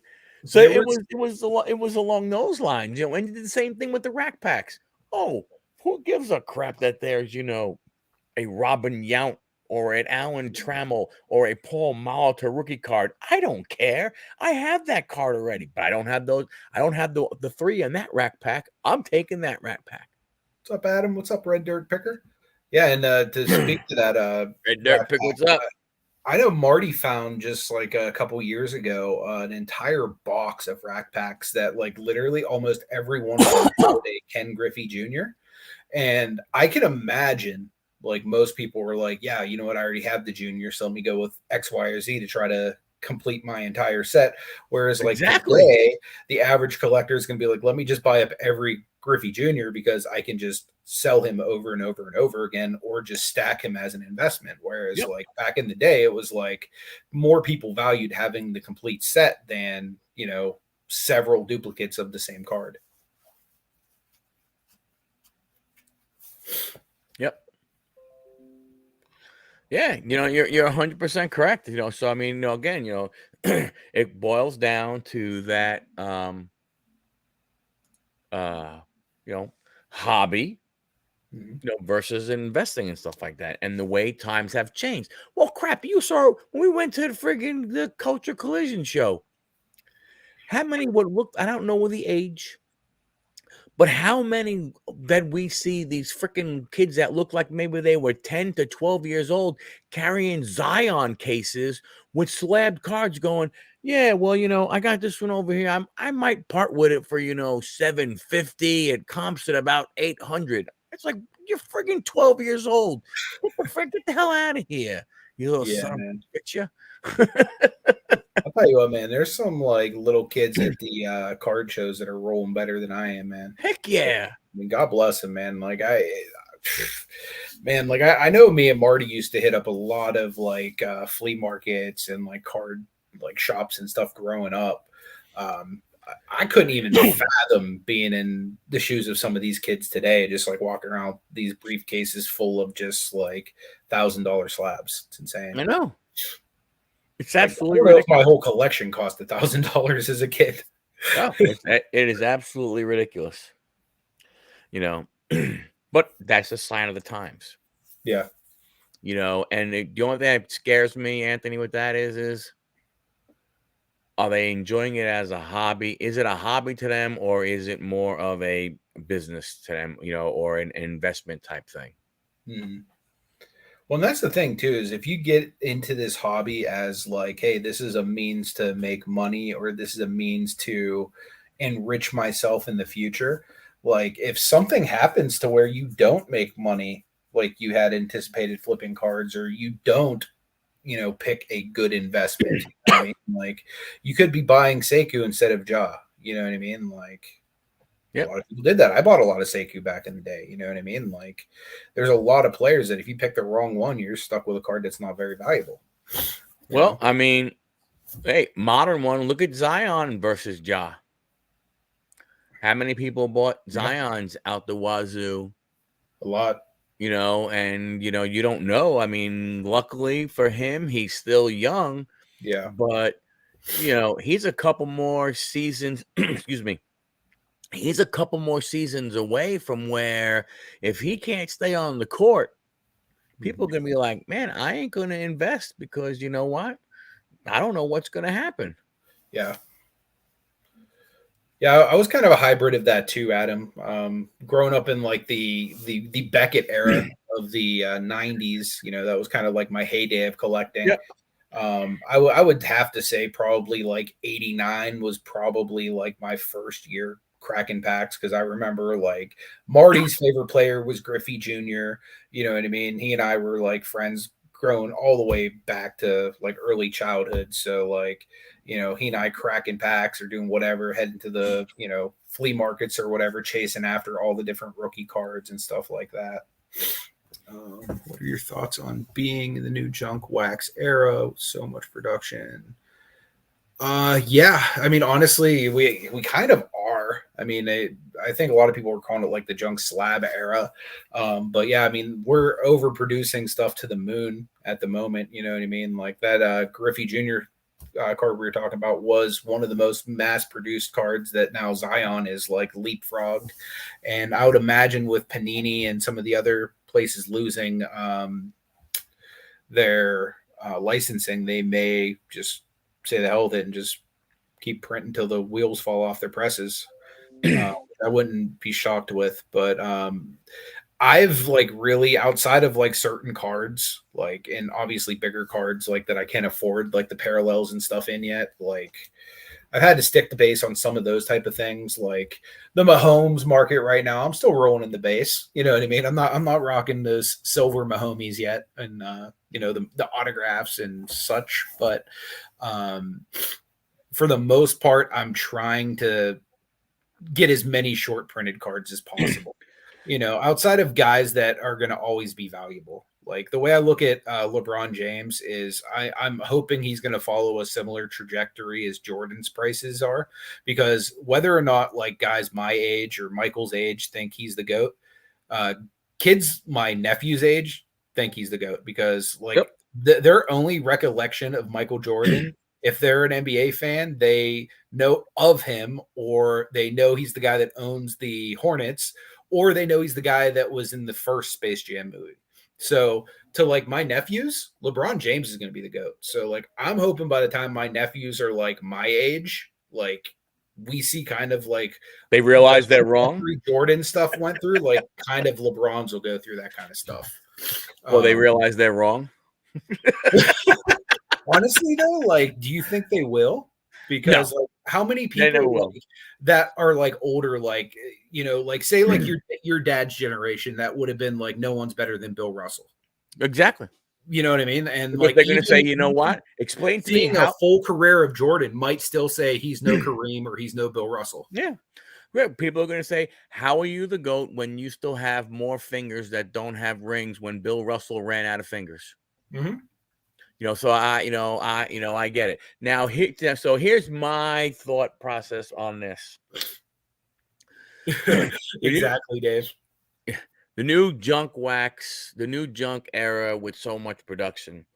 I think what's going to make it's not only the more production, it's the fact that even in these specialty cards, there's more production. Like if they would have mass produced base just the way they normally would have, but really didn't do anything too much with the specialty cards, I think you people wouldn't care that much. I think the problem you have now, and Scotty V Cards did a cool video on it where he was like comparing like one of ones, and I think he did like Mike Trout, and then I forgot the other player, but he did Wander Franco.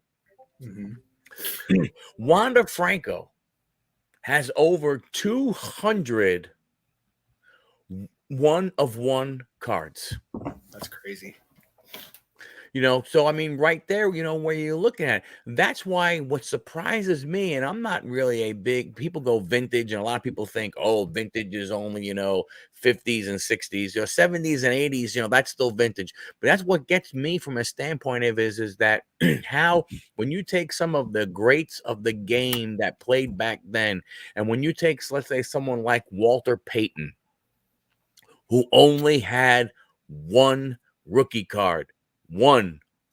They didn't have 27. He didn't have 200. He didn't have, as many as Trevor Lawrence has. How that one card is not worth some of, let's say, Trevor Lawrence rookie cards. You know what else I was just thinking too? In comparison, back then there was nothing that wasn't base. It was literally base or nothing. It was base. It was league leaders.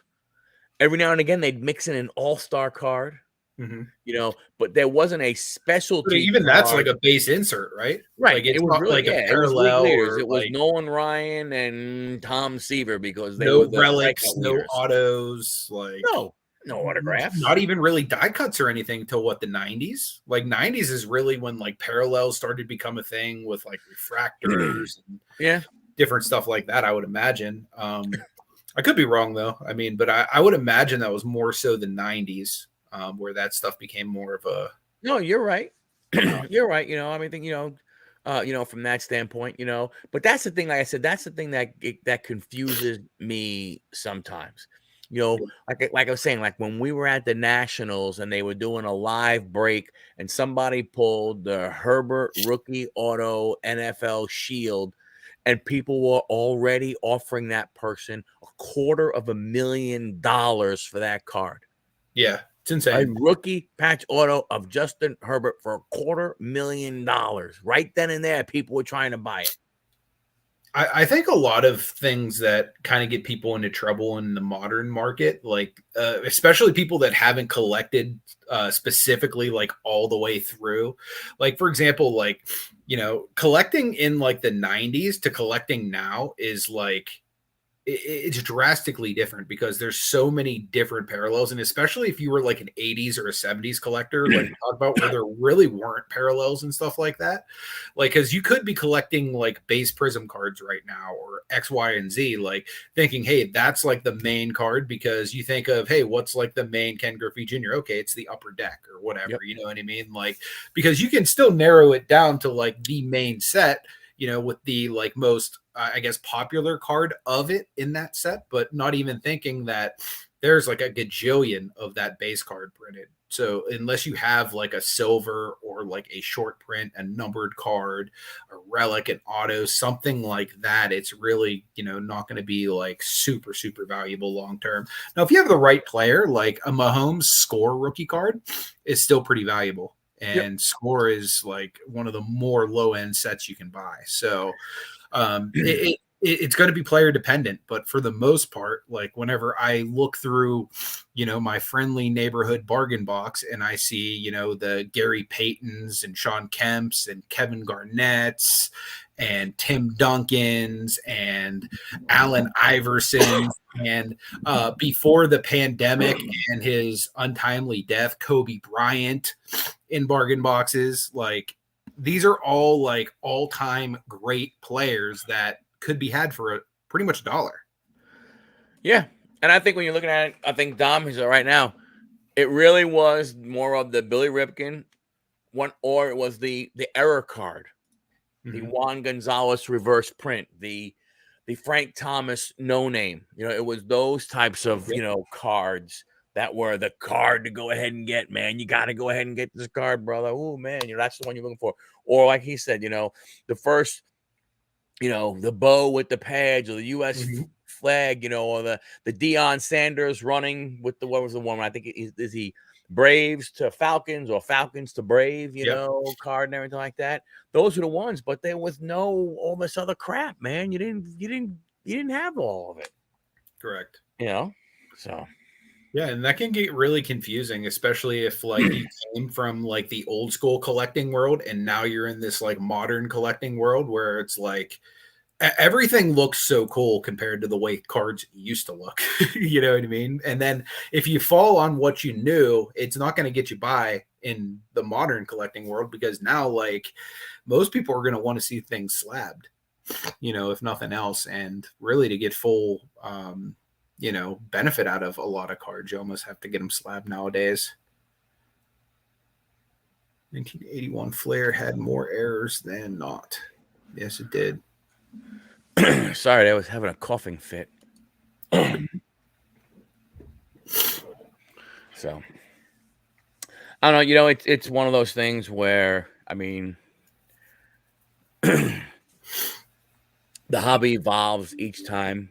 Um, going back to Dave's question about the junk era and all that other kind of stuff. I don't know. Personally, um, I'm more scared when Fanatics has everything You because know the they crazy literally thing? at that point in time can do whatever the hell they want to do, and and I think that's that's part of the problem. I think part of the problem now you have is like for me, I wonder, does Panini really give a rat's ass of how their product is? Because when you look at some of the QC stuff, you're like, oh my gosh, how Yeah. how could you let these cards get out in the market like this? You're nuts. I would say they probably do care, but in my opinion, they probably scaled beyond the point of being able to do anything about it. You know what I mean? Like they're doing business on such a scale that unless they rush, I'm sure people are probably worried about losing jobs or doing X, Y, and Z because they have to meet the demand or whatever, especially with the market erupting over the past few years and now being more of like a down market and stuff and it being harder to move supplies and stuff. I'm sure they're trying to get stuff like out into stores even faster just to alleviate, those products sitting on shelves. And, maybe one day soon we'll see the Walmarts and Targets start doing clearance wax again. I don't know if you guys remember any of that, but like, oh my God, I've cleaned up on WWE over the years because back whenever wrestling was too taboo for most people to open, I was just like living the life, ripping packs for New a low dollar. price. Um, I went into one yesterday. Yeah, yesterday, and they had the GPK bookworm uh-huh. in the clearance aisle Nice. with the yellow clearance tag. Now they only had it down, I think maybe like $10. I think it was what? Yeah. It was like 47 to 37 or 47 to 39, something along those things. So I don't think it was Better than nothing. at that point yet. But every now and then you get the little sticker. Well, they're gonna have to do something because the problem you have is the companies are really screwing the people that like to go ahead and get waxed because they very rarely put anything good in them anymore. Yeah. And You know, that's what sucks, man. Like, because especially not only are they putting less good cards in the boxes, but they're charging more because of like having to, I guess, pump them up because of like all the reselling of like wax pricing and stuff and people yep. fighting over them and XYZ. But I mean, it just sucks like that, the end consumer still has to end up paying more, but they're just basically taking the profit themselves now. One thing I Well, will say though about the market though, and like if things do continue to get kind of like worse or whatever, one thing I will say is we've been through some pretty thin times in the hobby over the years. You know what I mean? Like after like the 90s and everything, there were a lot of people that kind of like stepped out. And then really during the pandemic, we saw a lot of people step back in. And even though there were a lot of people that stepped out for, decades, the hobby still survived and there were still a lot of people that did really well in it. I think the big difference really is going to be this, like, and this just goes because I've collected a long time. Like, granted, like I've taken time off here and there over the years myself. But one thing I've noticed is if you'll, and this is something that I've heard from different card show vendors too here locally.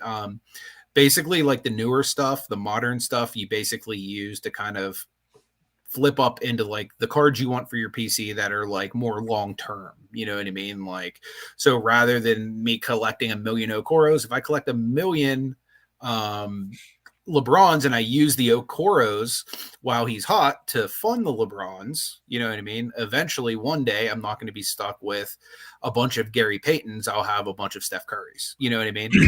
That yeah. that's kind of, it's a fine line because it's so easy to pick a guy, and even if he's great, like look at Derrick Rose. You know what I mean? Like he's even like kind of had a little bit of a resurgence towards the end of his career, and guarantee you his card prices in the long future are probably not going to be any better than Gary Payton's. Yeah. No, I agree. I mean, that's what makes it so hard. That's what makes it, that's why it is hard to Take it easy, Dave. Appreciate thanks, you being Dave. here, man. Thanks for hanging out. Much appreciated. Appreciate the support. But I think that's what makes it it hard to really go take a chance on some of these, guys and go all out with them.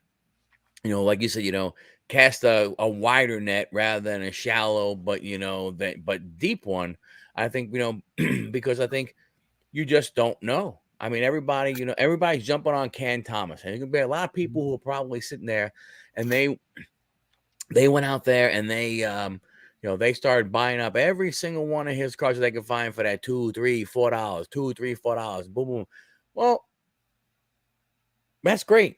He had his, but what if he's more like Lynn Sanity? Yeah. What if he's more like Jeremy Lin? Right? You know what I'm saying? So you a lot of people are going to spend a lot of money. Now, if you're the guy selling them, you love it. Mm-hmm. Hey man, I got in when the market was good. I got out of my cards. Market's dead. I'm good. That's what he's supposed to do, right? But if you're the guy buying them, crapola. Damn it. And stuff like that happens, and I think, the problem you had during the pandemic, in my opinion, was that it was base went wild. Mm-hmm. That's where the wild, I bet you if you really look, I'm not saying that, slabs and short prints and numbered cards and die cuts and all this kind of crap. I'm not saying that stuff didn't go up a lot also, but I think your base cards went up way too much. Definitely. They went up Now, way too much. do you think that the people that basically said, hey, you should be buying PSA 10 base prisms or base whatever it is, like, do you think that's why a lot of people were buying base, or do you think it has more to do with the fact that a lot of people might have been more used to like the way it was back in the day where you're buying like, their main rookie card without anything like special? I honestly think it was a combination of the two. And I say that because back in the day, grading was not really a thing. Mm-hmm. You didn't really hear about it. And then even when it started, it really wasn't it wasn't prevalent, stuff like that. Like, you didn't hear. But again, the same type of thing. You think about when grading first started, you didn't have 200 rookie cards of one player.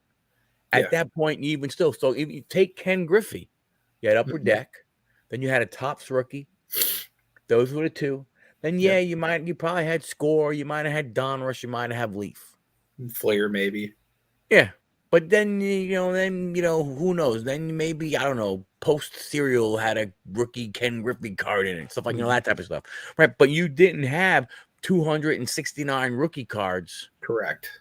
For one player. And then the crazy thing is, even if you did have multiple brands like the Flair, the Upper Deck, the Topps, the Score, like whatever those are, you didn't have like the Panini that's putting out like 20 different sets a year. You know what I mean? Right. Or the Upper Deck that's putting out 20 different sets a year or whatever. Yeah. Whereas now, like every single one of those manufacturers, they're not just putting out their top set, but you see now Topps Series 1, Topps Series 2, Topps Update, Topps Chrome, Topps Galactic, Topps whatever, you know what I mean? Like, and it's the same with literally like every other set, like Panini Optic, Panini Donruss, Panini Hoops, Panini whatever, you know what I mean? Like, oh yeah.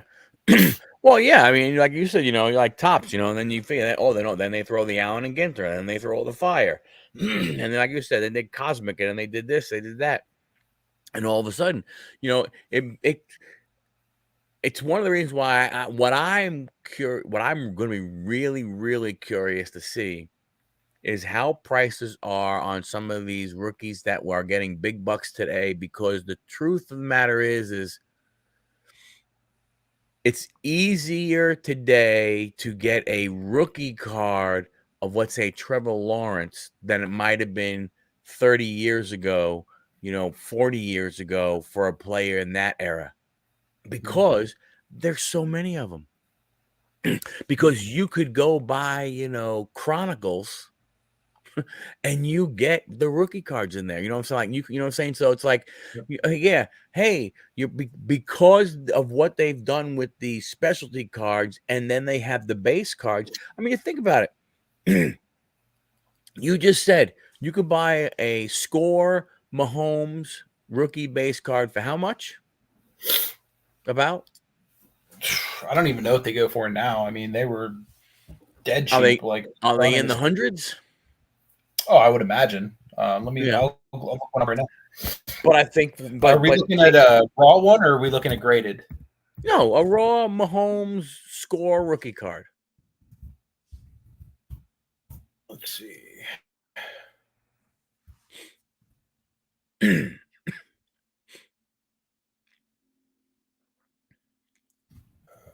Sold.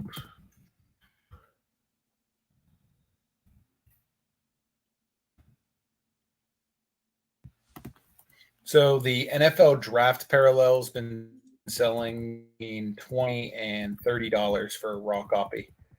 Right. Big man on campus, $25. Base here's 50. Here's another base one here for 45.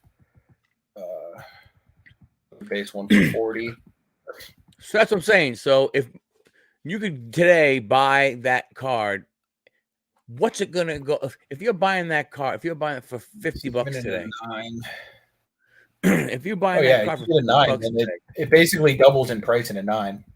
Yeah, I would imagine a 10 is probably going to quadruple. Yep.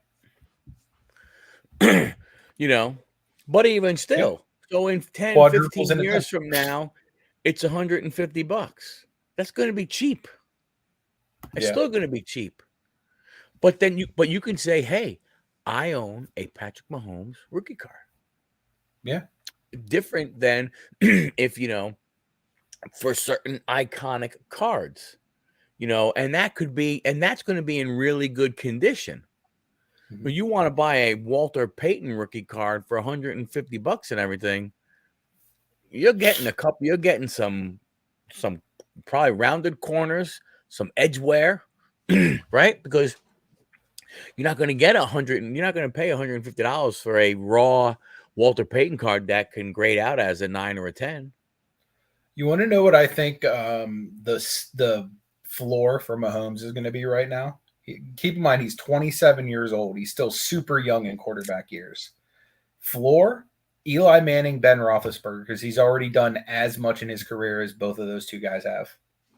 And I'm a huge Big Ben guy, so that is like amazing, like praise for the young guy. But his floor right now is right where those guys were, because he's already basically done what those guys have done. He's done the same thing Peyton Manning's done. Correct. And he has an extra game per season to put up stats. Yeah. Stuff like that. So I mean, it's going to be that's the only thing that gets me is, how are these values going to hold up? How are a lot of these cards going to be able to hold their value when there are so much available out there? When there's so much sitting there, from that standpoint, when there's so much, there's so much, I don't want to call it likability, but there's so much differences, right? Where, you can pick and choose. I want a Patrick Mahomes rookie card. You can go out and you can get one, and it's not going to break your bank. I agree, Dom. I basically mean, like, if Mahomes were to retire and not suit up again, he basically is capped off like at like Ben and like Eli's level. That's why, like I said earlier in the stream, like I think he's like the only person like playing right now that has like a realistic shot at catching Brady, Yep. because when Brady was 27 years old, like Mahomes has already drastically outperformed him. And when you look at other quarterbacks, like I said, when we mentioned it earlier, when you look at Burrow, you look at Herbert, if you look at those guys, if you look at Trevor Lawrence, you look at some of the younger quarterbacks who have potential. Obviously, they've done nothing yet, but they have potential. Mm-hmm.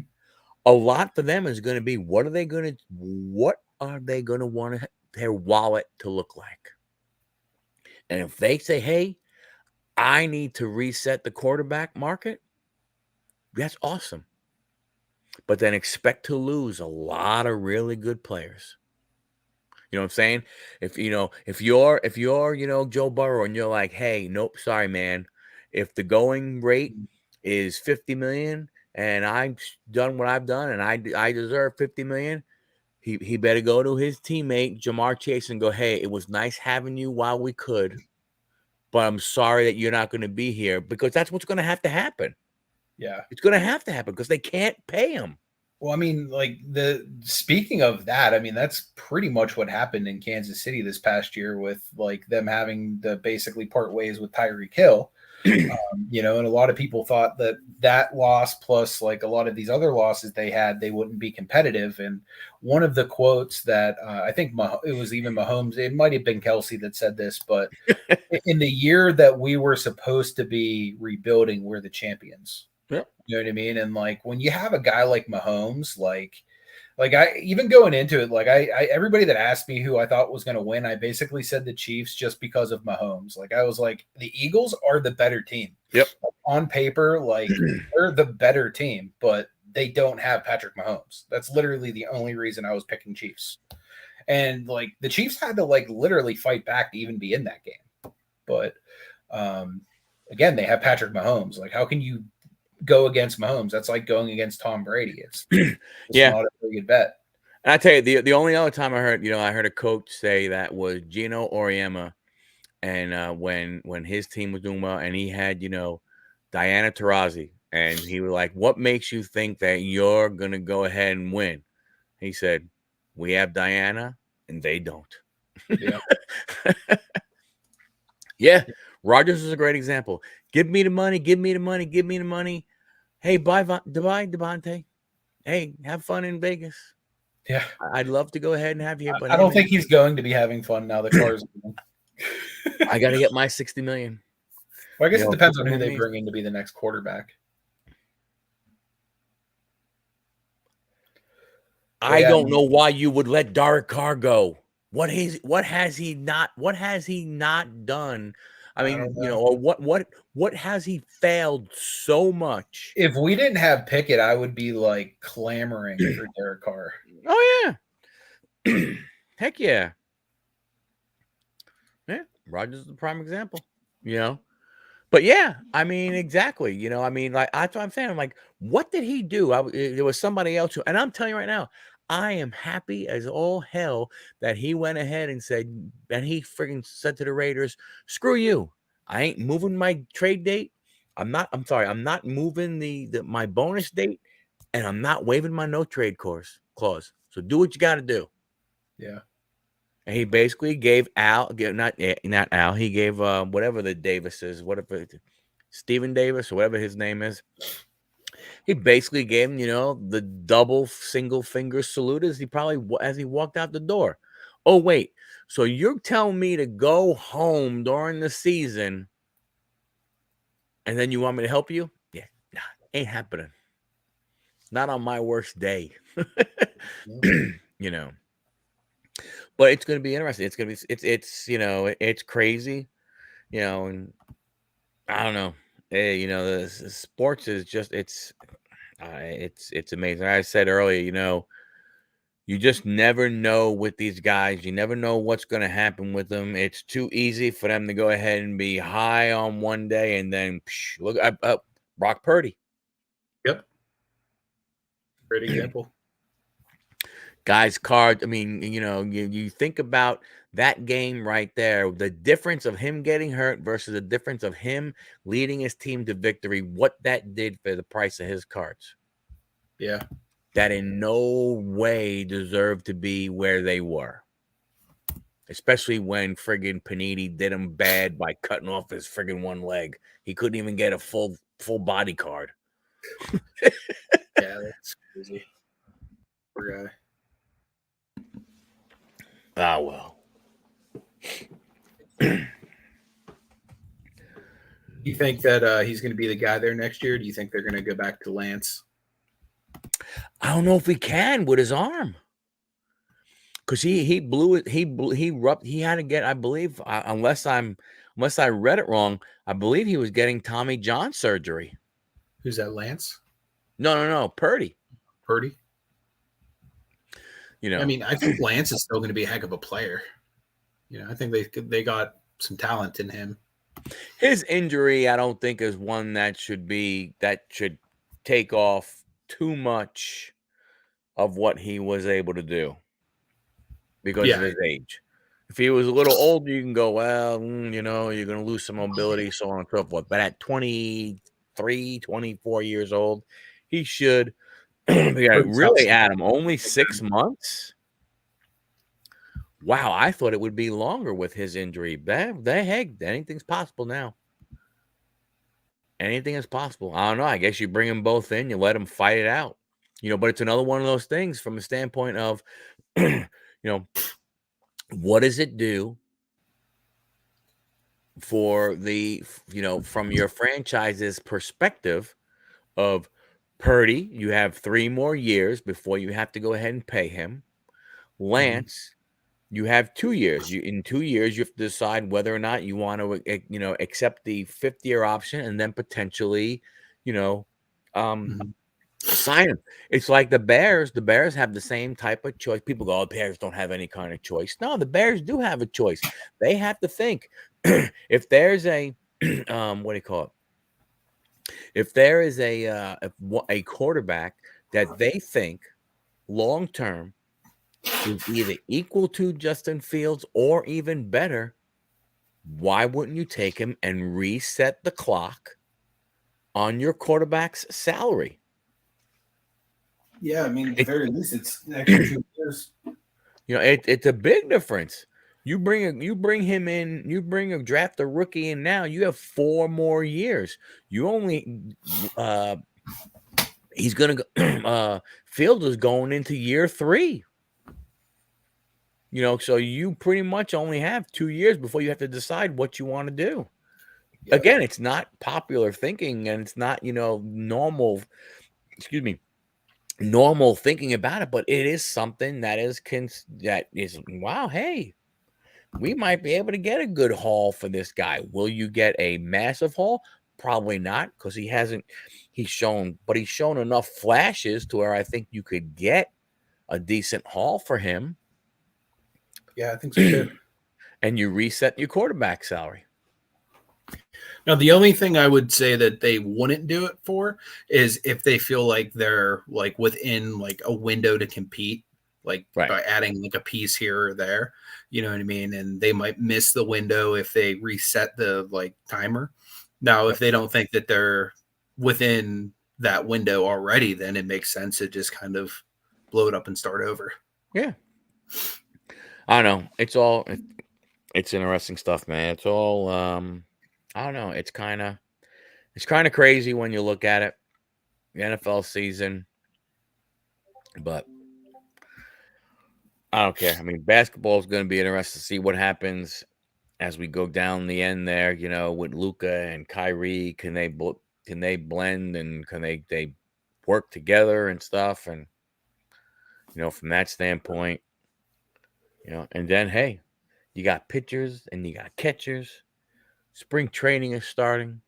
Yep. You got all these new rules in baseball that are supposed to speed up the game. We'll see how that happens.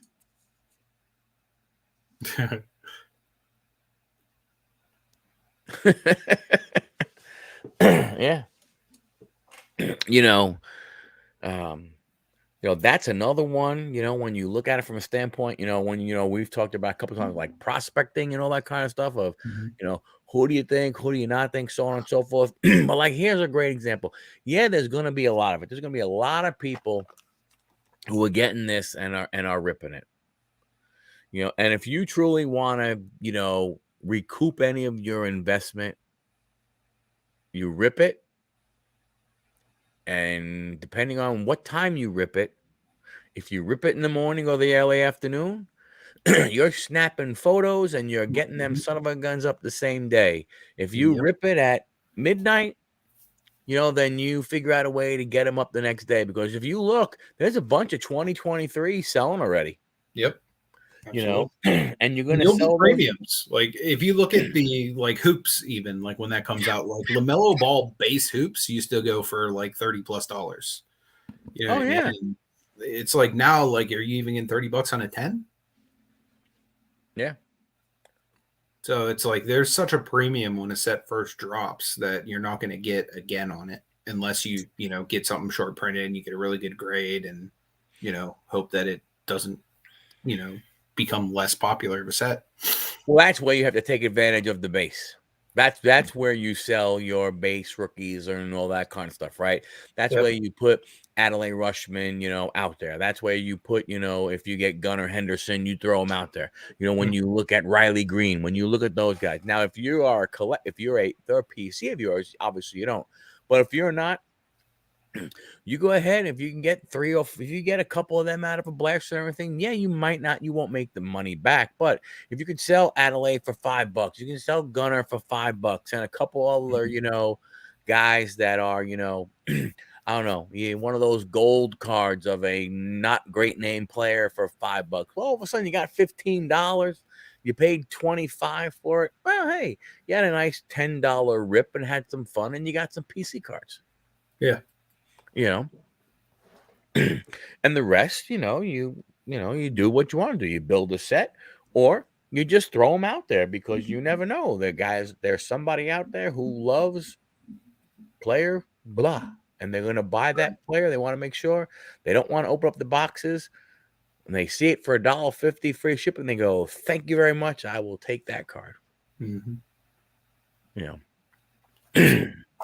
so And I think that that's something that Bo proved, just in coming on here a couple weeks ago. Whenever he was talking about the number of cards he has at just $1.25 free ship, yep. and like some of them are just like 1980s commons, but there's set builders that are trying to complete like every last player, or there might be a team collector that is looking for certain players for their PC or whatnot. So there's always a market for something out there. Like for example, the other day I was going through some of my PC stuff and just getting rid of it, and I had like a little.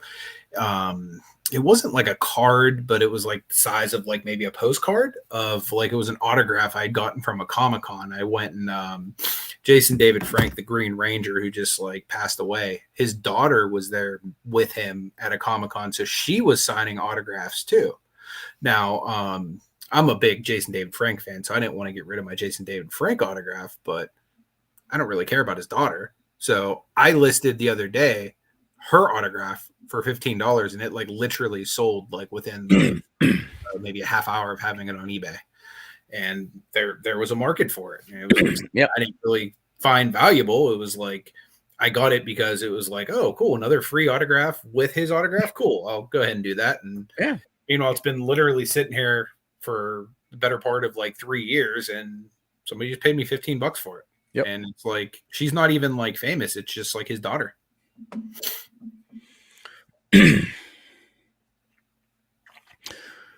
Yeah. Yeah. Well, so Bo, while I just happened to look because I had his store up because he's supposed to be listing some Bo Jackson cards that I want. He showed a preview of them. But I Nice. just looked, and I went to solds today already. He's sold close to 25 2023 top Series 1 cards, Wow. ranging from $2 all the way up to like $30. Yep. And today's the day that set dropped. So Yeah. like the fact that it's already selling like that, it just Yeah. shows that there's a market for it and people are. And not, I mean, and we're talking, um, you know, oh, he just sold another one. And there's A Bobby probably Witt. not as many people with it listed yet, being that it is Yeah. day one. Yep. Bobby Witt, Matthew Libertor, Rushman. Mhm.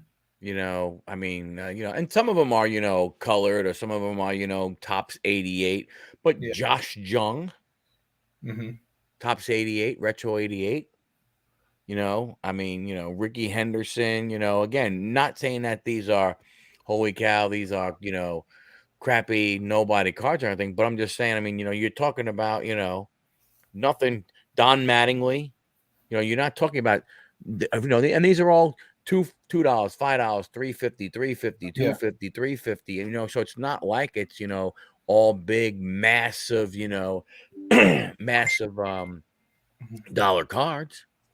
Yep. And if you're basically getting like the Don Mattingly type players, like those are basically what I would consider like probably commons, right? Like in a modern day product, if you're pulling a Mattingly, it's probably something that would go in like a 10-cent box, I would imagine. Yeah, probably. And since it's a brand new set, you just said they're making like $253 on them. Yeah. And there's somebody who goes, my gosh, I'm a Don Mattingly collector. Hmm. That's really all I want. I don't want to pay $25 for a blaster and maybe pull one. Yeah, I'll just take gladly that pay two right bucks. there for $3. Thank you very much. Plus tax. Yep, Thank you very much. Have a nice day and yep. move on. And I would do the same thing with LeBron or whoever else I'm PCing at the time. Yeah. Just to get that one player or whoever. Rather than like, for example, like Marty, whenever Steelers drafted Pickett, man, he bought so many boxes trying to pull a Pickett auto, and it's like, dude, you could have had like 20 Pickett autos in the time it took you to actually pull one. You know what I mean? Like, if you just go out and buy that single that you want or that specific player that you want, as opposed to like the entire box. Granted, he did pretty well on a lot of them boxes, but Oh, yeah. some of them boxes he got skunked on, and like literally was buying it just because he wanted the one card that probably even cost less than the entire box. Yeah. So something to keep in mind. Yep. Most definitely. No guarantees. Well, you know what? We've been going for 2 hours and 10 minutes again. There's no freaking way these shows keep going this freaking long when it feels like we are on for like 8.5 minutes. And Mattingly was the man. Yeah. Yep. But we get a ton of interaction by the chat. You guys really Yeah, we don't appreciate you understand how guys. much we appreciate you. When Anthony and I were together, a couple weekends ago, and we were sitting, we had dinner, and then we were talking afterwards and everything. It was like, man, we expected, for us to go ahead and have a good time just talking back and forth to each other and stuff like that. But the responses that we've had from the chat and the interactions that you guys have given has just been phenomenal. I mean, it really has made the show awesome. So much better than I think we thought it was going to be, and stuff like that. So we thank each and every one of you for supporting us and coming out and hanging out with with a couple of guys who just like to Hey, thanks, man. And shout support. out to Blaze. I'll actually be on his channel on March 5th. I believe Oh, it's a nice. Sunday evening. So now he's more um He does a he does a lot lot of of like wrestling content, right? wrestling, yeah. And he'll do like play alongs to like his E-Fed that he created. Oh, really? Yeah, and then he also does like card stuff every now and again too. So every once in a Very while he'll cool. do like a grading submission or like he'll rip packs. Like he does like the NFL like Sunday streams, like where he does red zone, where like whoever's playing, he'll just go and like commentate because he Oh, does really? Very cool. like commentating over like his like wrestling stuff, and he's actually a ring announcer for one of the local wrestling feds here in Pittsburgh too. Very cool. So Very cool. he's got one of them good voices for announcing things. Well, thank you, Blaze. Thank you, Dommy. Thank you, Kenny. Again, you guys go ahead and make the show. So we appreciate each and every one of you. Before we close, Anthony, what do we got going on your channel? I know it's going to be to give the people here what's happening, man. So yeah, we'll be back on my channel next week, guys. Same bat time, same bat channel. But until then, there's going to be a lot of brand new products coming to the channel. Opened up several hobby boxes of Donruss, several of the new tops. Series 1 that just dropped. Also some hoops and just some other sets. There was a Bowman, I believe platinum, or it might have been Sterling, that Marty got like an amazing hit out of. That might have been like the hit of the day. But yeah, so there's going to be a lot of big hits coming to the channel over the next week. I still got like a few Disney vlogs that are coming out too on the channel. I'm going to try to spread them out a little bit more than I have been lately. But just all in all, bunch of different activity coming to the not only the YouTube channel but also eBay. So if any of you guys are interested in anything, make sure you check out our eBay stores too, because Michael and I are always listing new stuff every week as well. And it's in the description. Yep. Our eBay stores are in the description. And then the other thing you should be seeing here at some point in time will be, unless I missed it, Anthony, part 1 of the box battle. That should be coming out soon on your channel, right? Yeah, it should be. It's close in my list of like stuff that's being worked through currently. Very cool. But we'll have to sync it up and try to do maybe the same day if we can, or a day apart, or whatever works. That way I can drive people to you, or vice versa. Thank you, dummy. Yeah, Oh, do you have any 2022 Topps Holiday base cards? Kenny, I'm still opening up some, so I might be able to help you out there, my friend. Yeah, just depending on what you're looking for. If you're on IG, if you want to send me a message, just instant message me on IG with what you might be looking for. I might be able to see what I got. Yeah, and for me, so I got some stuff going on, but I posted some stuff on IG. I know I did it, probably a little further in advance than I should have, but I'm gonna be doing, the rip and chips Thursday nights. I'm gonna start going live again. I'll be live twice a week, and I will, I finished up the inventory. I got my inventory now. I'm doing stuff a little different. One of the things that I'm doing different is a lot of people, they put their list out of what they have, but I have to see if I get it to work. I think I can. I don't know if because the sheet is going to be locked when I post it. But what I'm trying to do is put live links to what the product is to Cardboard Connection. This way, if you're curious, hey, if I were to get, 2020 Prism basketball, what could I possibly find in there? Well, if you click on the link, it'll take you over to Cardboard Connection, and then you can actually look and see what's available. Kenny, just, huddlecardcollection@gmail.com, buddy. Go ahead and send it over there, from that standpoint. So that's what I have coming up. Again, appreciate every single person, who has stopped in today. It is much appreciated. And, again, come on back next week. Probably going to be Anthony and a special guest. I may not be able to be on next week. I do not know why. I mean, I could get on if I want to get in trouble. I just don't know if I want to get in trouble. Don't worry about getting in trouble. I'm sure I can find somebody that'd be willing to. Oh, I'm sure you most definitely can. But with that, hey, again, thanks everybody. Don't forget, come back if you're catching the end right now and check out some of the beginning of the show. If you could, once it's posted, come on back, make a comment, get us in the algorithm. More people might get a notification that we're going and doing this show. And again, we appreciate everything you guys do. Thank you so much. We will see you next week. See you guys.